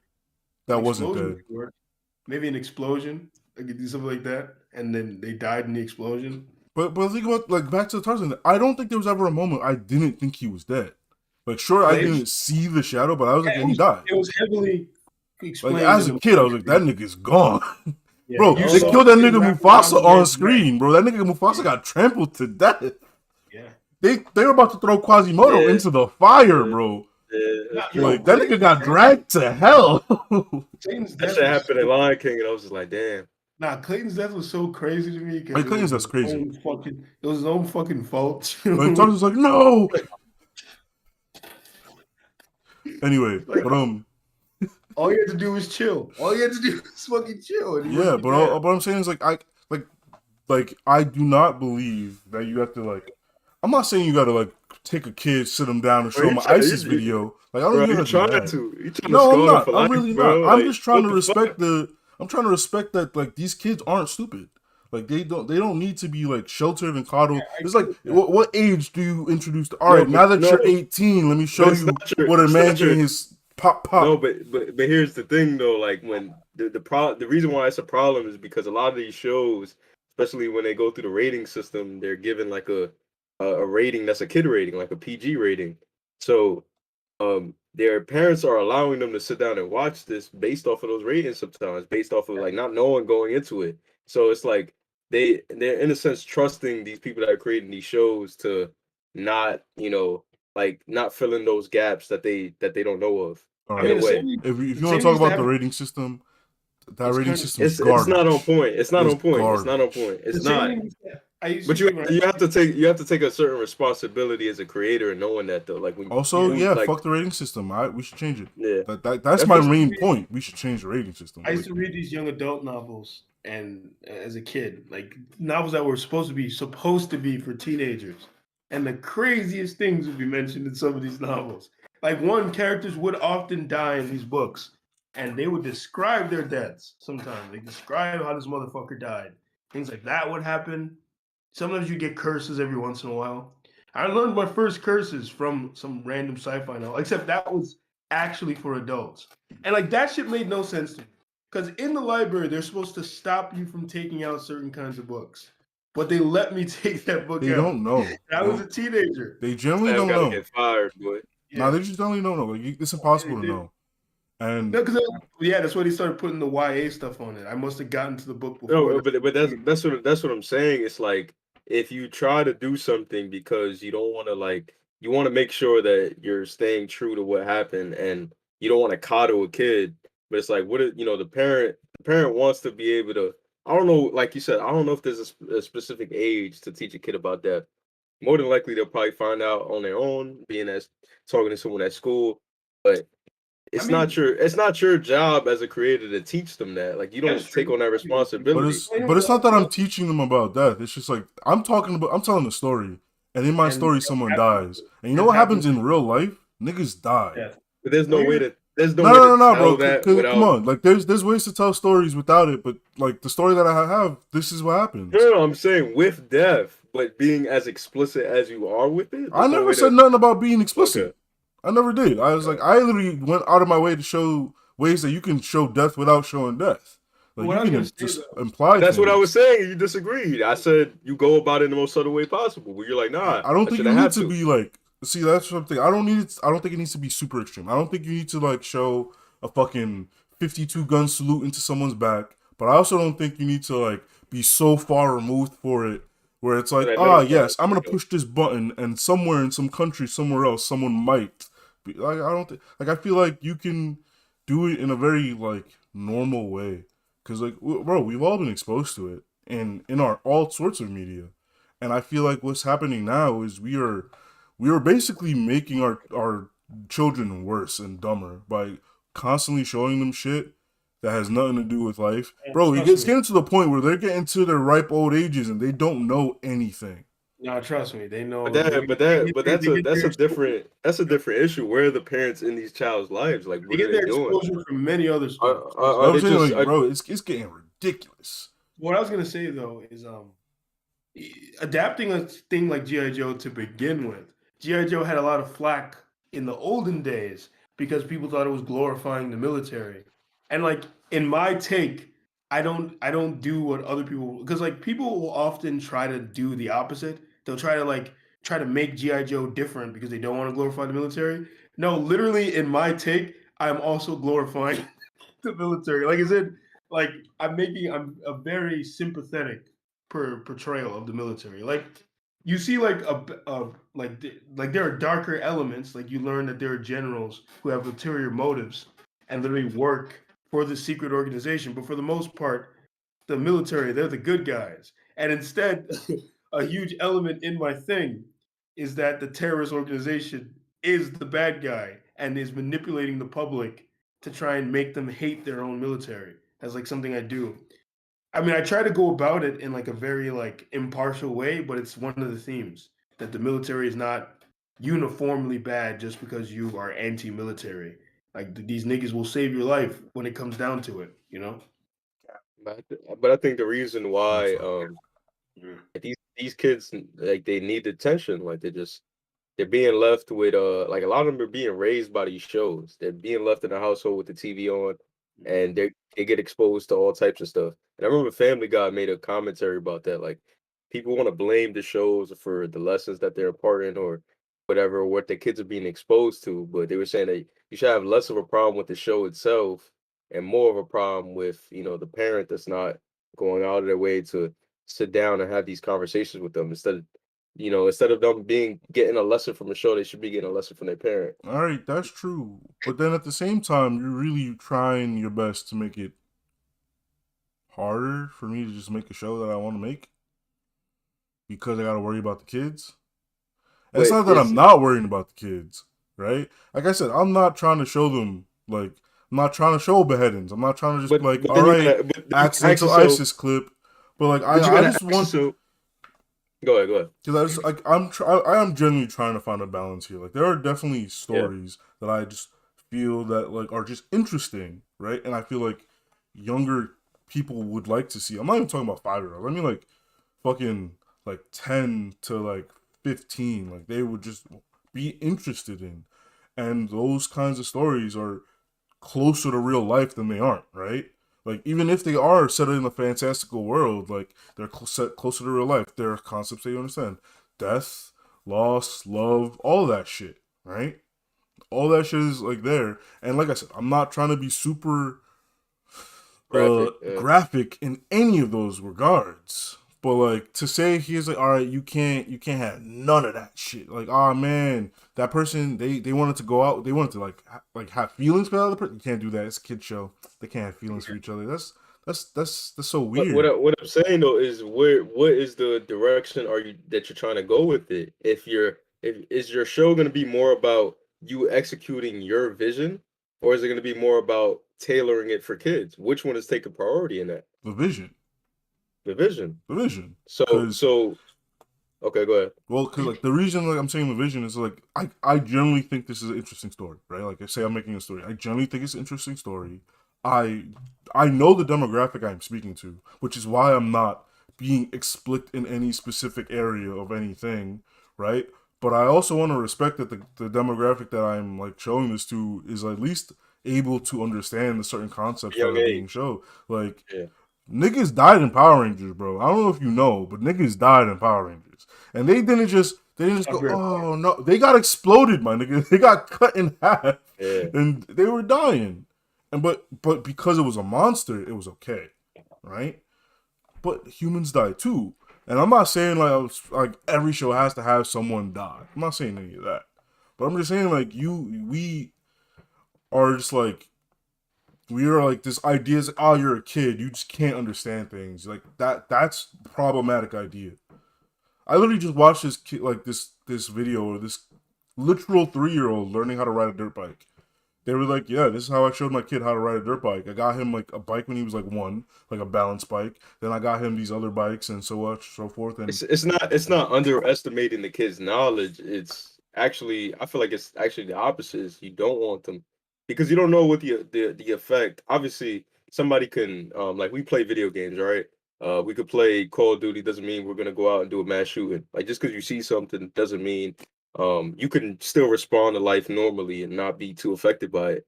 But because a kid at that moment in time is of a young age, um, and their ability it's not the ability to process information, it's what you do with that information. It's like even if you want to talk about death, but uh you don't like what I mean is that emotional part of it. It's like you don't know if this is like a fragile thing that for them to like not be able to like because then they go to their parent and ask them, let's say, oh daddy, what does this mean? Like I seen Yeah, this but happen. can a conversation like that be productive? yeah, like you talking about where are the parents in these lives, and if that show opened up the channel for you Yeah. to have that conversation, perfect opportunity for you to have that conversation. And it's not like I'm treating death as a fucking commodity. Like if a death happened in the show that I was producing, it was supposed to like mean something. Like it's supposed to Yeah, happen like for a reason. Like in oh, the did G. this character die? Like like the main character is hurt now. Like they're going Yeah, through some shit. yeah, like in the GI Joe thing, the death has two. One, it leads to the obvious emotional impact it has on the team that they're members of their Yeah. team. But then what it also does is it makes Duke do something stupid that then is how he ends up becoming like he ends up caught by the villains. And his stupid action has consequences for things going on. And it's because he wanted vengeance. He wanted vengeance for his dead friends. That I I, kind I, of I, I could see that, but yeah. I don't know if we're the ones not we're like we're not actually doing anything, but just someone that is making something and a kid receiving that and like what does that result in? Like is that progress? Is it more harmful? I don't know. I don't know what See, effect but like you that can could never have. know. Like you can never Yeah. know, right? And to sit here and be like, And because there's I probably don't some want to find out, I'm just gonna wait until they're old. Because bro, the longer you wait, it's not gonna be better. Like they're still gonna have I to mean, have that first conversation, right? eventually, yeah, eventually you're right. Eventually, Santa Claus is not going to be real. Eventually, the Tooth Fairy not going to be real. Wait, Eventually, they're And going to find out where babies coming from. Yeah, specifically speaking about Santa Claus, which is worse, a 7-year-old finding out Santa Claus is real or 18-year-old? 18-year-old, yeah, Why? yeah, because they've been led to believe something for X amount of years when they could have been, And you know, whose job was it to tell them that it wasn't real? Eric. Why? Yeah, but here's the thing. Like, why This was it is again, that person's job? there's a weirder element to this question. Is it harmful for him to believe in Santa Claus in any way? That too. Is it harmful to believe in Santa Claus at all? Yeah, that's actually an interesting question. Like, can it impede your life in any way to believe in Santa Because I Claus? mean, I think there has been some study. Well, not studies. I don't want to say studies, but some questions been posed. It's like, well, it's not yeah, I exactly. learned about Santa Claus, and he only gave gifts to the rich kids. You know, because like if you're It's poor, Santa is not real. it's not exactly harmful, but it's kind of like with the Matrix movie when Neo finds out that he's living in a in a falsified world, like none you rather go through life.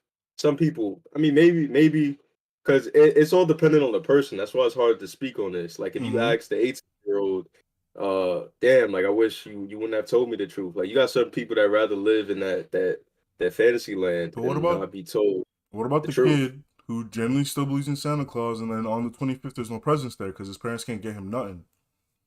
Is Yeah, Santa Claus not harmful then? Because he's like, I thought Santa was gonna come give me something. Like he yeah. goes through the whole year thinking he was just a bad kid. And then And you can Santa use it. doesn't. No, you can use it as a perfect example to teach him about that. It's like Santa Claus died. Is he? Yeah. Cause Yo, Santa Claus died, but then you go to school the next day and everyone's like, oh yeah, Santa got me the PS5. Santa got me the he died. Xbox He 3. died. He's like, oh, Timmy got a PS5. He died right there at Timmy's house. Timmy, he died. He He slept. died. Wait, Santa died on the way to me? It's my fault Santa died now? Because he had to give me a gift? Bro, if he's going to go to a spiral, this kid's going to be fucked up. So, yeah, cause you got people that like they look at that as like the first betrayal against them, like being like my parents lied to me about Santa Claus being real, uh, Santa Claus. Santa Claus, Santa Claus, I or the think. I Tooth think if Fairy. you're. I think if you're an adult and an adult talking about like you're angry about them lying to you about that as a kid, I think you're a fucking idiot and you need to go touch grass. Yeah, like if you're like 8 and you just found out, yeah, you could be a little mad. Could be a lashing little out. mad. But then you're gonna hit like 13. Is like, I got it. Like it was fun. It was part of the fantasy. Like it was part of the holiday tradition. Yeah. Type shit. Which I believe that America doesn't have too many traditions that really bring us together as a community. But that's a different topic, right? So what you're trying to say is like if there are some people that's hurt by it, so be it, get over it, right? See, That's no, really I'm not. No. Don't say it like that. Yeah, I- no, but it's no different than the kid that is, found out that Santa Claus isn't real at 18 and he wants to make a big deal about it. Just like a kid that wants to, there's gonna be a moment where they hurt, and then eventually, just like anything in life, you have to get over it, right? Yeah, I mean, it's to evolve as a society and to evolve as people. Mhm. Yes, you have to cup your balls sometimes. It's just something you got to do. Like it's just like you can't. We can't just walk around treating everybody. That's a cold-hearted approach. It's a No, cold-hearted it's not. approach. No. Time out. I'm gonna stop you right there because it's not a cold-hearted approach. Because we cannot sit here coddling people. Like No. Just because you don't coddle somebody doesn't mean you can't be cold-hearted either. See, but I'm just saying, like the approach itself is not cold-hearted. Yeah. Because it's like I exposed you to the topic. I'm cold-hearted. That doesn't make any sense. No. I'm not saying because you expose them to the topic. I'm saying the way you expose them to it. Right? But how, Like all right, just, but like how? What is the ideal situation that you expose this person to? there is no ideal situation. Yes. Like I said, Then how is it cold-hearted? That's what I'm trying to say. Like it doesn't make any sense. Some things there's no way but to expose the person than to just really just shove them into it. Like for example, cold approach, right? You'll see 1,000 things, these neat tricks people try to teach you. The only way you can do a cold approach is by doing cold approach. You literally just have to go out there and start meeting random people. Mm-hmm. That's the only way to do it. You can't try and do little hacks or anything. It's not going to work. Because every time you do the stupid hacks, the next day it comes, you're just going to keep doing the dumb hacks. Then when it comes to have an actual conversation, you're still not going to be able to do it because the hacks had nothing, unless you were very progressive with it, like you actually did. And when you're delivering sensitive information, there's gonna be hurt there. I'm not denying that. But the cold-hearted part, the part that I'm saying is cold-hearted, is how you deliver the sensitive It's information. funny. If your kid comes to you and like, let's say he heard about Santa Claus, because everybody is talking about, oh, like Santa is getting me this for Christmas, Santa's getting me that, and he doesn't even know what Santa is till now, and he goes to his dad like I keep hearing about Santa. What's Santa getting me? And dad is just like, you ain't getting shit. There's no Santa. And then it's just like, bro, he's a kid, so it's like that's the only part that I mean. It's like, okay, fine, if you want to acknowledge that he doesn't exist, still understand that he's a kid, and there's a sensitive way you could tell him that. I'm not saying coddle him by lying, Time out. but that's all I'm saying. All right, so it seems to me that in your mind, there's like the only way that we are going to show these kids death is by taking a nigga and just beheading them and be like, look at this. This is death, bro. I'm not saying no, that. because when you're talking about the Santa Claus example, you took it to the extreme where a kid go ask their parent about Santa. And he's like, there ain't no Santa, nigga. You ain't getting shit, bro. Santa's not real. Like, come on. Like, when did we ever say some shit like that? When did we ever... you were asking me what's the ideal. Obviously, there's no ideal scenario. There is no ideal. But like, when you bring up an example like that, that makes it seem like that's the way you are thinking about the other things that we're talking about, since it's on top, it's on brand, right? And I'm trying to say that what we would do is we'd expose them to the ideas. We're going with the Santa, or maybe like, we show them a fucking episode like the Jimmy Neutron episode where they deal with Santa maybe not being real, and then your kid go, hey, is Santa real? And then now it is on you, the parent, to decide whether you continue. You want to continue this on the tradition or not? That's up to you. Like, especially in that Jimmy Neutron episode, he is so adamant about Santa not being real. He finds out that motherfucker is real, and he doesn't even accept that Santa was real in the same way that everyone else. He's like, Santa is just a man of science. That's the fucking thing that happened. They said that about Brian and Family Guy. How he's an atheist. Fucking Jesus Christ is always walking through their house. So yeah, it's fucking goofy. That episode. So it's a goofy thing, and like I just really, and like the only reason I'm bringing up that is because it was just like the most egregious topic. That was a part of it. So I was like, sure. So like if I brought up a show and someone died, and I made the show for someone in the age of 12, fucking 10 to 15, like someone's probably gonna die. Like I said, Avatar, Jet dies. In Teen Titans, who dies in Teen Titans? Terra dies in Teen Titans, bro. Terra doesn't die. She is turned to stone. I don't know if you know, but that shit sucks. Let me ask you a question. Niggas get shot in Looney Tunes all the time. When we're telling kids the truth, right? When we're telling kids the truth, they went to heaven in Looney Tunes. They fucking die. Are we telling them 100? Are we telling them 100% of the truth? Like when we approach the topic of death, nigga, it's your story. Tell them whatever is in your story. But that's the thing. It's your story. I'm not talking about with the show. I'm talking about as a parent. Like, I'm not you're talking about as parents though. That's a parent's business. No, but you're saying it's not our job. It's not our job to be calling people, and I get that. It's not our job to be calling people. But do you recommend that they just maybe not you and what you would do for your kid, but do you recommend a parent for them to not necessarily carry on the tradition, but not exactly have to tell them 100% of what death is and how there's like this mystery in the air? I mean, me personally as a parent, I would 100% explain it almost in its entirety to the kid. Okay. I'd explain what death is, what happens after death. Like, I'm not going to explain to him like all the top ways people die or anything like that. You just turn on 1,000 ways to die. Like, all right, this is number one. Yeah. No, it really depends on the kid though. Like, I feel like I would dance around it, but I would still acknowledge that. I feel it depends on the kid and how old the kid is at the time. Like, if your kid is a little more advanced than others, and he's like, "Hey, yo, pops," so someone died on the show I was watching, and it's like, what happens when you die? Like, if the kid is mature enough to have a better, or not a better, that's the wrong word, a more grown up version of the conversation, you just have that one. Like, if my little brother came to me right now and asked me what happened to his favorite character, I'd be like, oh, he's not there no more. What happened to him? Oh, he gone. He not coming back. Yeah. They fired him. Like, I'd probably have that kind of conversation with him. Yeah. If it was 2 years from now, I'd probably be like, that guy died. I've never been too good at doing that with children. I feel like the dancing around it, not denying what happened, but just dancing around it, not going into full detail. So saying something like, "Yeah, he went away for a long time," or not even that. That would be a lie. He went away for a long time. Yeah, I've never been good at that. Like, kids will ask me about something, and I'll literally tell them exactly. It's not your kids. So it's like I tell them straight up enough, but it's like I said, I gotta gauge. Like, when I used to do pop, right? There was a thing where I would go and teach physics to kids. I would teach the same concept to different grades of kids differently because I understood that some words are too big. Some words are too big. Some concepts they just didn't understand yet.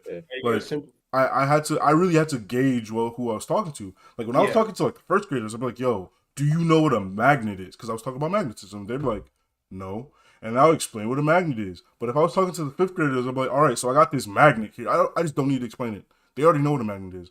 Like, yo, this is a magnet. And now I'm going to teach you how it works. It depends on the kids, too, because you have kids that are more inquisitive than others. So, like, if you try to dance around the subject, they might keep prying, and then at that point, you might have to tell them. On the kid. You might have to just tell them at that point. You keep asking, nigga. Now you want to know? It's so fucking annoyed because of what you just mentioned, where she would say something to me.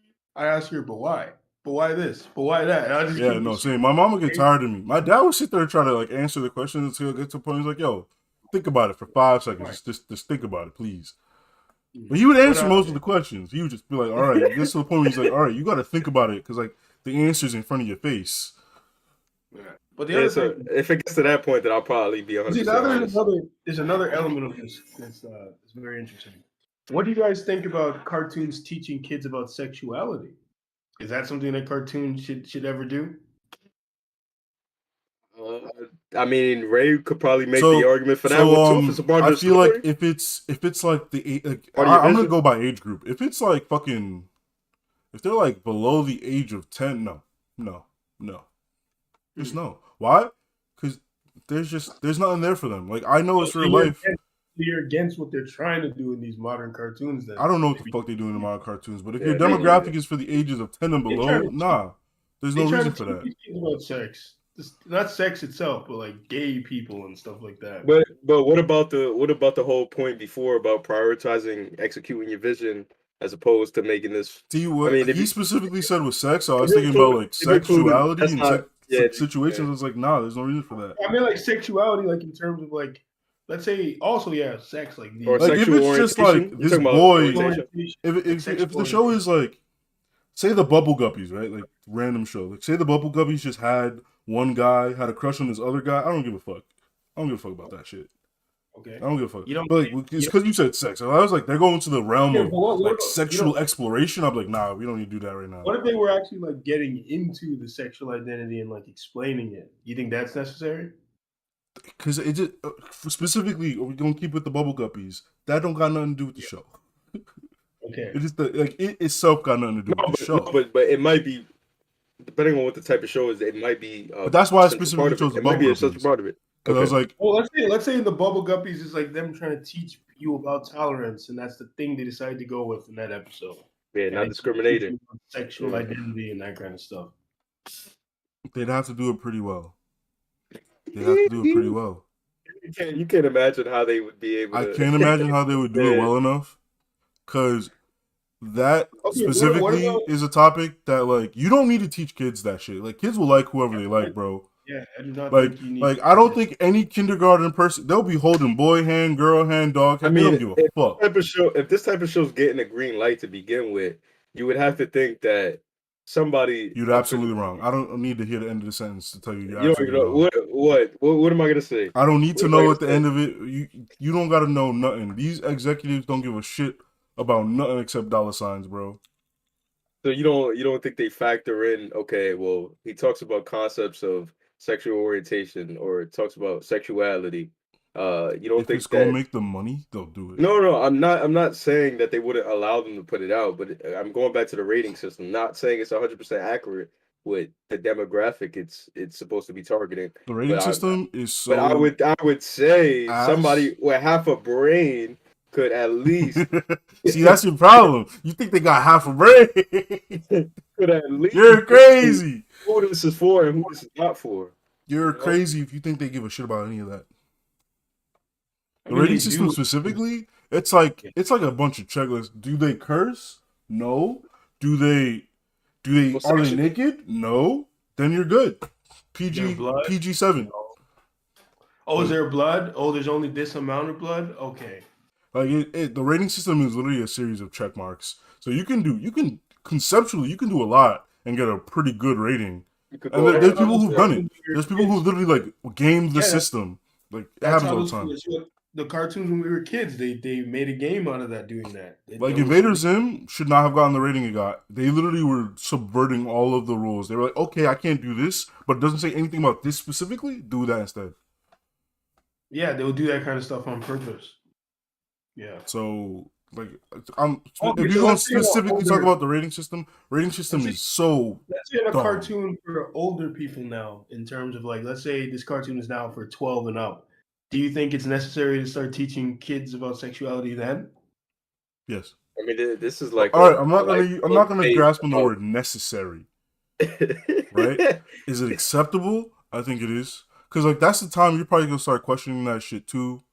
And you're probably going to start having actual, like, questions, right? I mean, at that point, why are they not teaching sex in school? Like, that's been a whole debate, too. Like, But that's not what we're They do talking that. about right now. They've been doing that for decades. I don't understand why it's a debate. Sex No, ed is- but it's No, like, because it's in that- a lot of states, sex education isn't taught.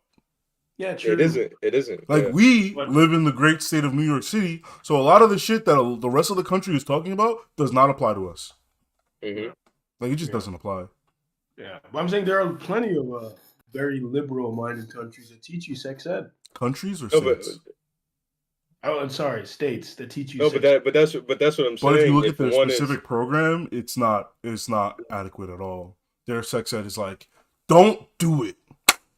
Next chapter. Or the non-liberal countries. But in liberal countries, they do teach you a lot about States. safe sex. Liberal states, I mean, they teach you a lot about. Nah, they safe might as sex. well be countries. Yo, these 50 states is wild different, bro. They're widely different. They are might as well so be- different. I mean, to be honest with me, I feel like the whole topic of sex should be taught at the point maybe early on in high school, maybe freshman year whenever it is the age that What about the a guy and a girl hit puberty and they can That depends. You hit Yeah. puberty having sex before earliest. that? I think you can hit puberty as a female is like 10. Yeah, some people are having in sex. that case, yeah, let me revise that. I think Yeah. the youngest person to ever give birth, meaning she had a 8. period, was 6. 8. Jesus Oh, It was Christ. 6. There was one that was 8. I was thinking on But I a think more it was like realistic they level. were being molested, and I think like being molested over and over, their body just jump started that shit. They were like, "Oh, we doing this? All right, send out eggs." I think that was Jesus it. Christ. I think that's what Jesus. happened. Well, all right, so maybe not a actual scientific point, but yeah, high school, I guess. High school's I say because Well, high school is when what that about point the idea? where you're more than likely to be having sex. So What about the idea that the whole sexual conversation and sex ed thing should be left to the parents? See, that's what I was trying to say. Like, I didn't want to like go with the word necessary. Like, if you're telling a story and 2 people just happen to be gay in the story, I don't give a fuck. I don't care if it's part of the story and it's like an actual thing that matters. I well, don't are care. you saying you don't care as a kid, or you're saying as a I would creator? not give a fuck. Bro, nigga, I was watching anime. You ain't think I seen 2 niggas making out, bro? Okay, well, that shit's let's say- normal What as anime fuck, you bro. watching, bro? How Bro, would you I've feel- seen some shit. What I've would seen you some think, though, shit, Ray? bro. Like, What is going on? Ray, you personally, what would you think if you walked in and you saw your kid watching the cartoon and like it was 2 characters in furry suits and they were like being romantic with each other and like how Like would I you said, feel? it depends on how old they are and what the concept. Cause I've already walked in on my little brother looking at some shit. I was like, yo, what the fuck is that? What the fuck is that? Bro, I'm talking about my brother is like 5 and he's watching Elsa sitting on top of Spider-Man. I was like, yo, what the fuck is that, bro? I took the iPad so fucking He fast. had a big smile on his face before you interrupted. Nah, he right? didn't. He was really just like perplexed. He was like, I don't know what's going on here. But I took this shit. I blocked that channel that's so good, that's fast, good. bro. That's good. That's better than him just being like, yeah. Him going like, yeah. I saw this Instagram fucking thing. Let me see if I saved it. Let me see if I sent it to Ray.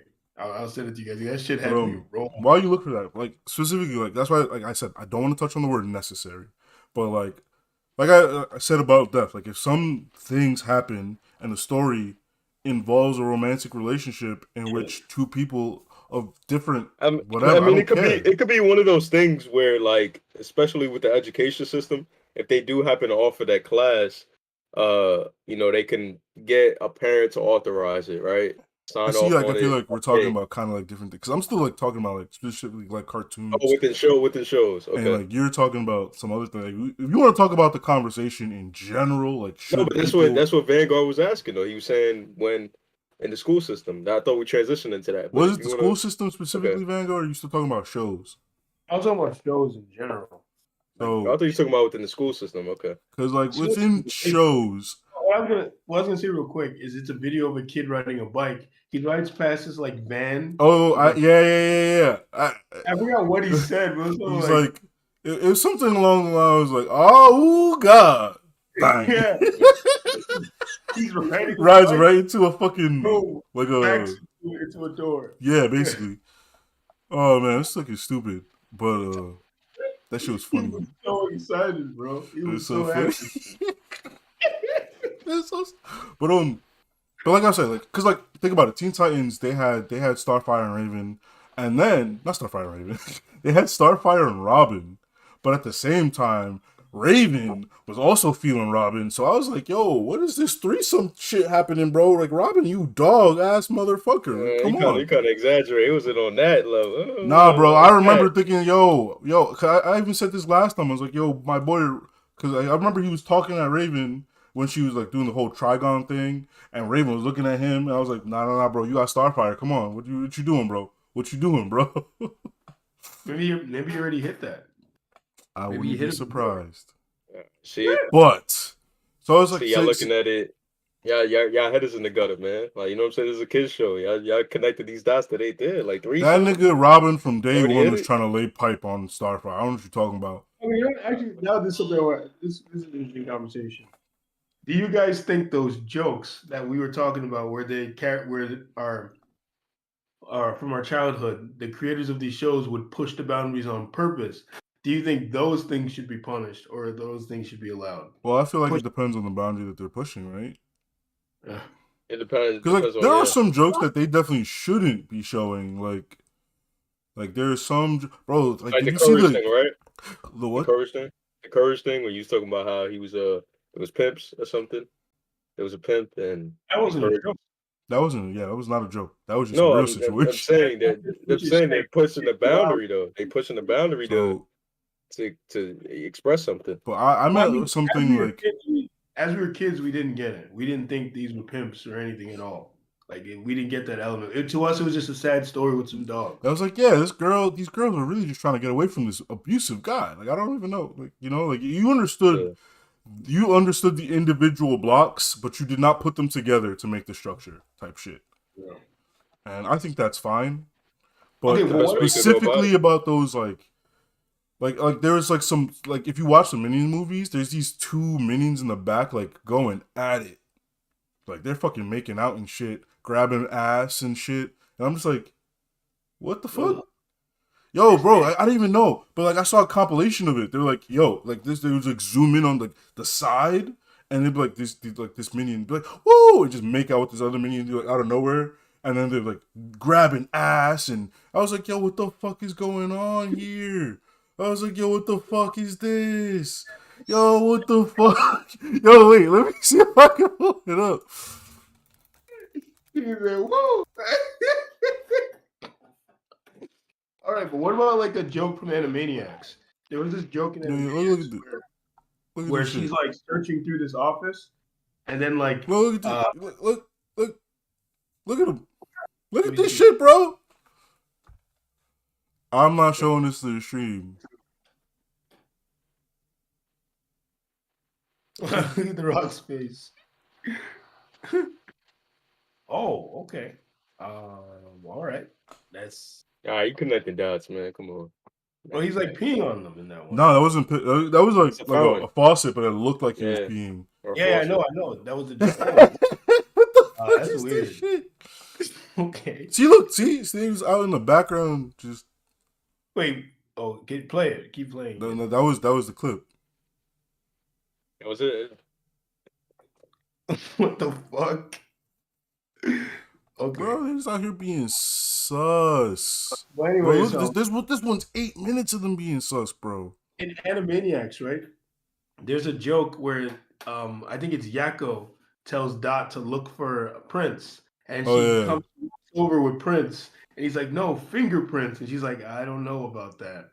And it's like so, like a joke like that where it's clear what they're insinuating. Should like showrunners be allowed to make jokes like that? All right, specifically that one is kind of funny because if you don't know what fingering is, like you can never understand that joke ever. So you would have to know what fingering is to understand such a joke. Mhm. And like fingerprints, like we know what fingerprints are because like as a kid you would hear fingerprints and you'd be like, yeah, he's talking about fingerprints, and you hear I don't know about that, and you'd be like, I don't get it. And then you like go, it's like, yo, mom, what's fingerprints? And she would just tell you what fingerprints are. It's like, like it's a very hard thing to get to get into fingering, right? Like I'm sure some kid did it, right? I'm sure some kid did it. Some fucking weirdo who need to touch grass. But Yeah, figured that like- shit. I feel like that one's just kind of hard. What is with y'all touching grass, man? What is with y'all touching grass? Bro, it's because you haven't touched grass. You don't. He never sampled soil either. I touched turf, bro. I touched turf. Touch turf? Oh Jesus! This nigga living in the Matrix. Yeah, I was like, I like the alliteration, but I'm not touching fake grass. You know about that turf, bro? Bro, sample soil, touch grass, sample soil, grab grass, sample soil. Yeah, grab grass, sample soil. GGSS. GGSS. But anyways, what I was gonna say though is I remember I wanted to make this show called Captain Hampton and His Crew, right? And the premise of the show was it was supposed to be in the vein of those cartoons I remember as a kid. And like literally the reason I came with the idea for this cartoon Minis is massive, bro. because I read a stupid ass article saying that Jackie and the Neverland Pirates and Paw Patrol was teaching fascism and misogyny. I was like, what the fuck? So I was like, you know what? I'm gonna make a cartoon that literally is gonna have misogynistic elements and all sorts of things on purpose. I was like, it's gonna teach conservative values on purpose underneath childlike things. It's not gonna be explicit. And all the characters were racial stereotypes on purpose. Like that was one of the things that was part of the show. Ass right there. But then one of the episodes I had this idea for an episode called Keen Eye for a Boat Guy, right? And the episode is a reference. You're fucking dumb. The episode is a reference to Queer Eye for the Straight Guy. And it's like the whole premise of the episode is I'm kind of trying to, it's like a kid would kind of get it, but not really. It's like basically there's this guy in the universe. At first his name was Boat Guy, but then I changed his name to like Pegasus or like Stardust or some shit like that. And he's like a very obviously gay individual. Like he doesn't say he's gay or anything, but the way he acts, the fact that he has like makeup on his face, that kind of thing. And he has like this thick accent. His job is he's like an interior decorator. He decorates boats. And he comes onto the main character's boats because they all have flying boats in the show. And he starts redecorating their boat. He makes it pink. He changes their uniforms and gives them these like very like sissy-ish uniforms, and the other characters start getting pissed, and the main character is now trying to he's like the one always trying to bridge the gaps between the crazy crew and like the other people. So he tries to explain to Boat Guy that look, it's okay for you to like explore your individuality as long as you're not forcing it onto other people. And like it's obvious the theme I'm playing around with here, right? And it's like I'm now teaching this to kids. I remember that's something I wanted to do, like me really pushing the limits. Like this is the kind of thing that would get a lot of people mad because Boat Guy is very obviously a stand-in for the LGBTQ community, and me making I feel like shit like that shouldn't exist. I feel like people like you shouldn't exist, really. Like You don't think that lesson is a good lesson? That explore individuality, but don't try and revamp other people. Nah, I just kind of hate you and everything you stand for. So anything you say, I'm gonna go against it, huh? Well, I'm rubber, you're blue. So if you hate me, you actually hate you. Huh? That's not how I remember it going. Yeah, I changed it. Okay, as long as you changed it, I was like, that's just not what that's not. And the original is I'm rubber, you're glue. Whatever you say bounces off of me and sticks onto you. And you didn't go over that with him before you made any changes? That's crazy. Like y'all didn't. Honestly, this nigga don't talk to me. This is a working relationship here. Have some input in that, man. Ever since he moved out, he act different. He acted funny, bro. He moving on up. He got his own little apartment. He got his own girlfriend. Oh yeah, he did move out to this guy moved out to BX first. Who? You the one who moved on up. You. I mean, technically. Living like the Jeffersons, BX man got like 3 cars. He's there. 5 cars. Excuse me. I'm stop. Man, the only thing man don't have is a lawn, and he kind of does in the back. I have a backyard. Yeah. It's a real shit backyard though. Now, but the thing is, the thing that used to piss me off about where you lived. These niggas had lawns for no reason. They weren't taking care of that shit. Bro, no. I was mad because we can't move out here, and I'm looking around. I'm like, so y'all came out here to move and do the same shit y'all did in an apartment? Exactly. Their lawns were dead as hell, man. Their lawn is dead. There's like, yo, you're not a super Yeah, no more, bro. garbage. Like, if there's a Their problem, you moms gotta were fix dead. it. They would have garbage out in front of their houses, all sorts of shit. Like, the siding of their houses fell off. And I'm like, look, I can understand if you don't have the money to fix it. But it's like, come on. Like, I feel like at that Why point, it's even like, if you don't, yeah, that's what, like, if you didn't have the money to fix that, you went and got the house. Like, you put the cart before the horse. Yeah. You know what? I'm gonna tell you guys a funny story. This shit is goofy. So my mom made the mistake when she wanted to get a house. I was finally able to convince her to chill. I was like, if you start the hair business thing you're starting, then I'll get this house with you. Because I said to her, I was like, it makes no fucking sense to go run and get house and not have like a A means to consistent pay for it. Yeah, exactly. I was like, that's goofy, that's dumb, and I'm not doing it. I'm not ruining my life just so that you could feel like you finally had something, right? Mm-hmm. So then she made the mistake of telling her friend that she was planning to do that. And her friend, you know Jamaicans, you know how they are. She runs to go do it first because she's a Jamaican, and that's what Jamaicans do. They love competing with each other. Jamaican women, oh my God, is all they do, right?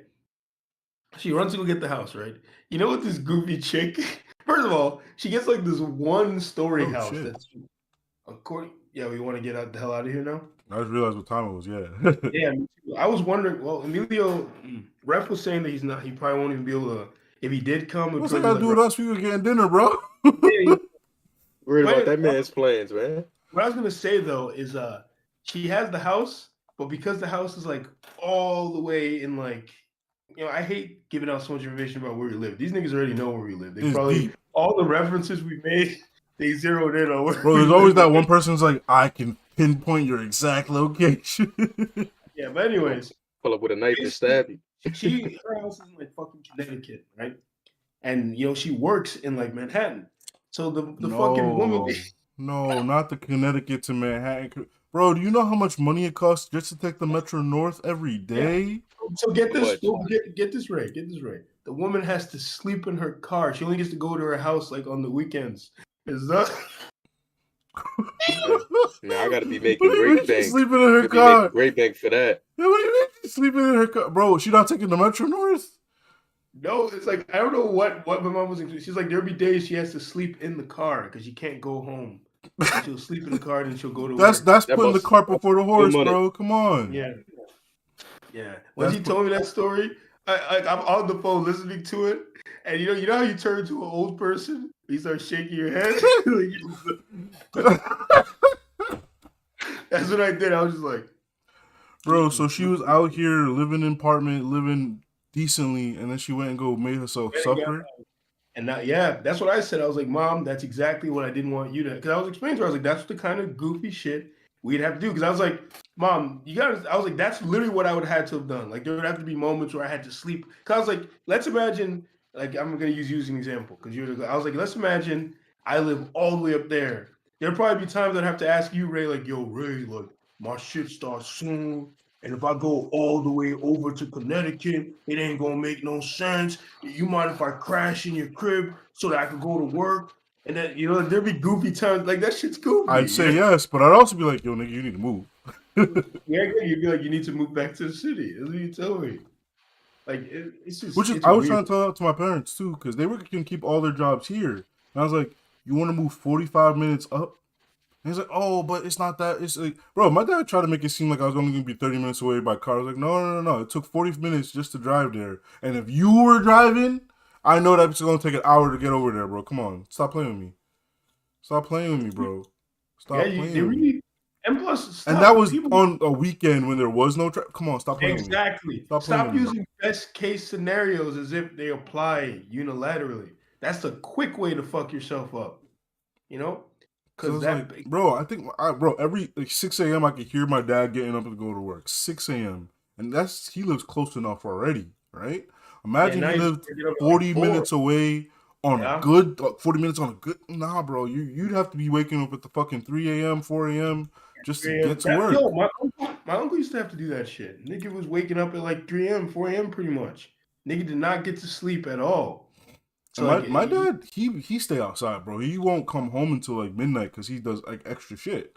Like he always working. That nigga work, party, work. That's all he do. just like my uncle. Like a good life, man. Sound like a good life. No, it doesn't. It really does not. It wasn't a good life for my uncle. My uncle would get his few moments where he gets to chill. Yeah, And And he'll post on Instagram and you think he living boss life, but that nigga, if he's in his house, he sleep. monk mode, man. that was my uncle. And, like, My uncle was dead asleep. My dad is here, he sleep, bro. That nigga You can hear that nigga from the living room. My dad will sit down. He'll turn on a piece of TV. He'll turn on a show. Yep. Yo, remember that was me. That was me when I was working like when this man was working at the food place. right? Yeah. He was working at the food place. He'd work overnights. He's working overtime too. So he'd come home. He'd lift 2 weights. Yeah, or like if you like let's watch this movie. Oh, we can watch this movie. Turn over. Bro, this man was doing math on when he could shower.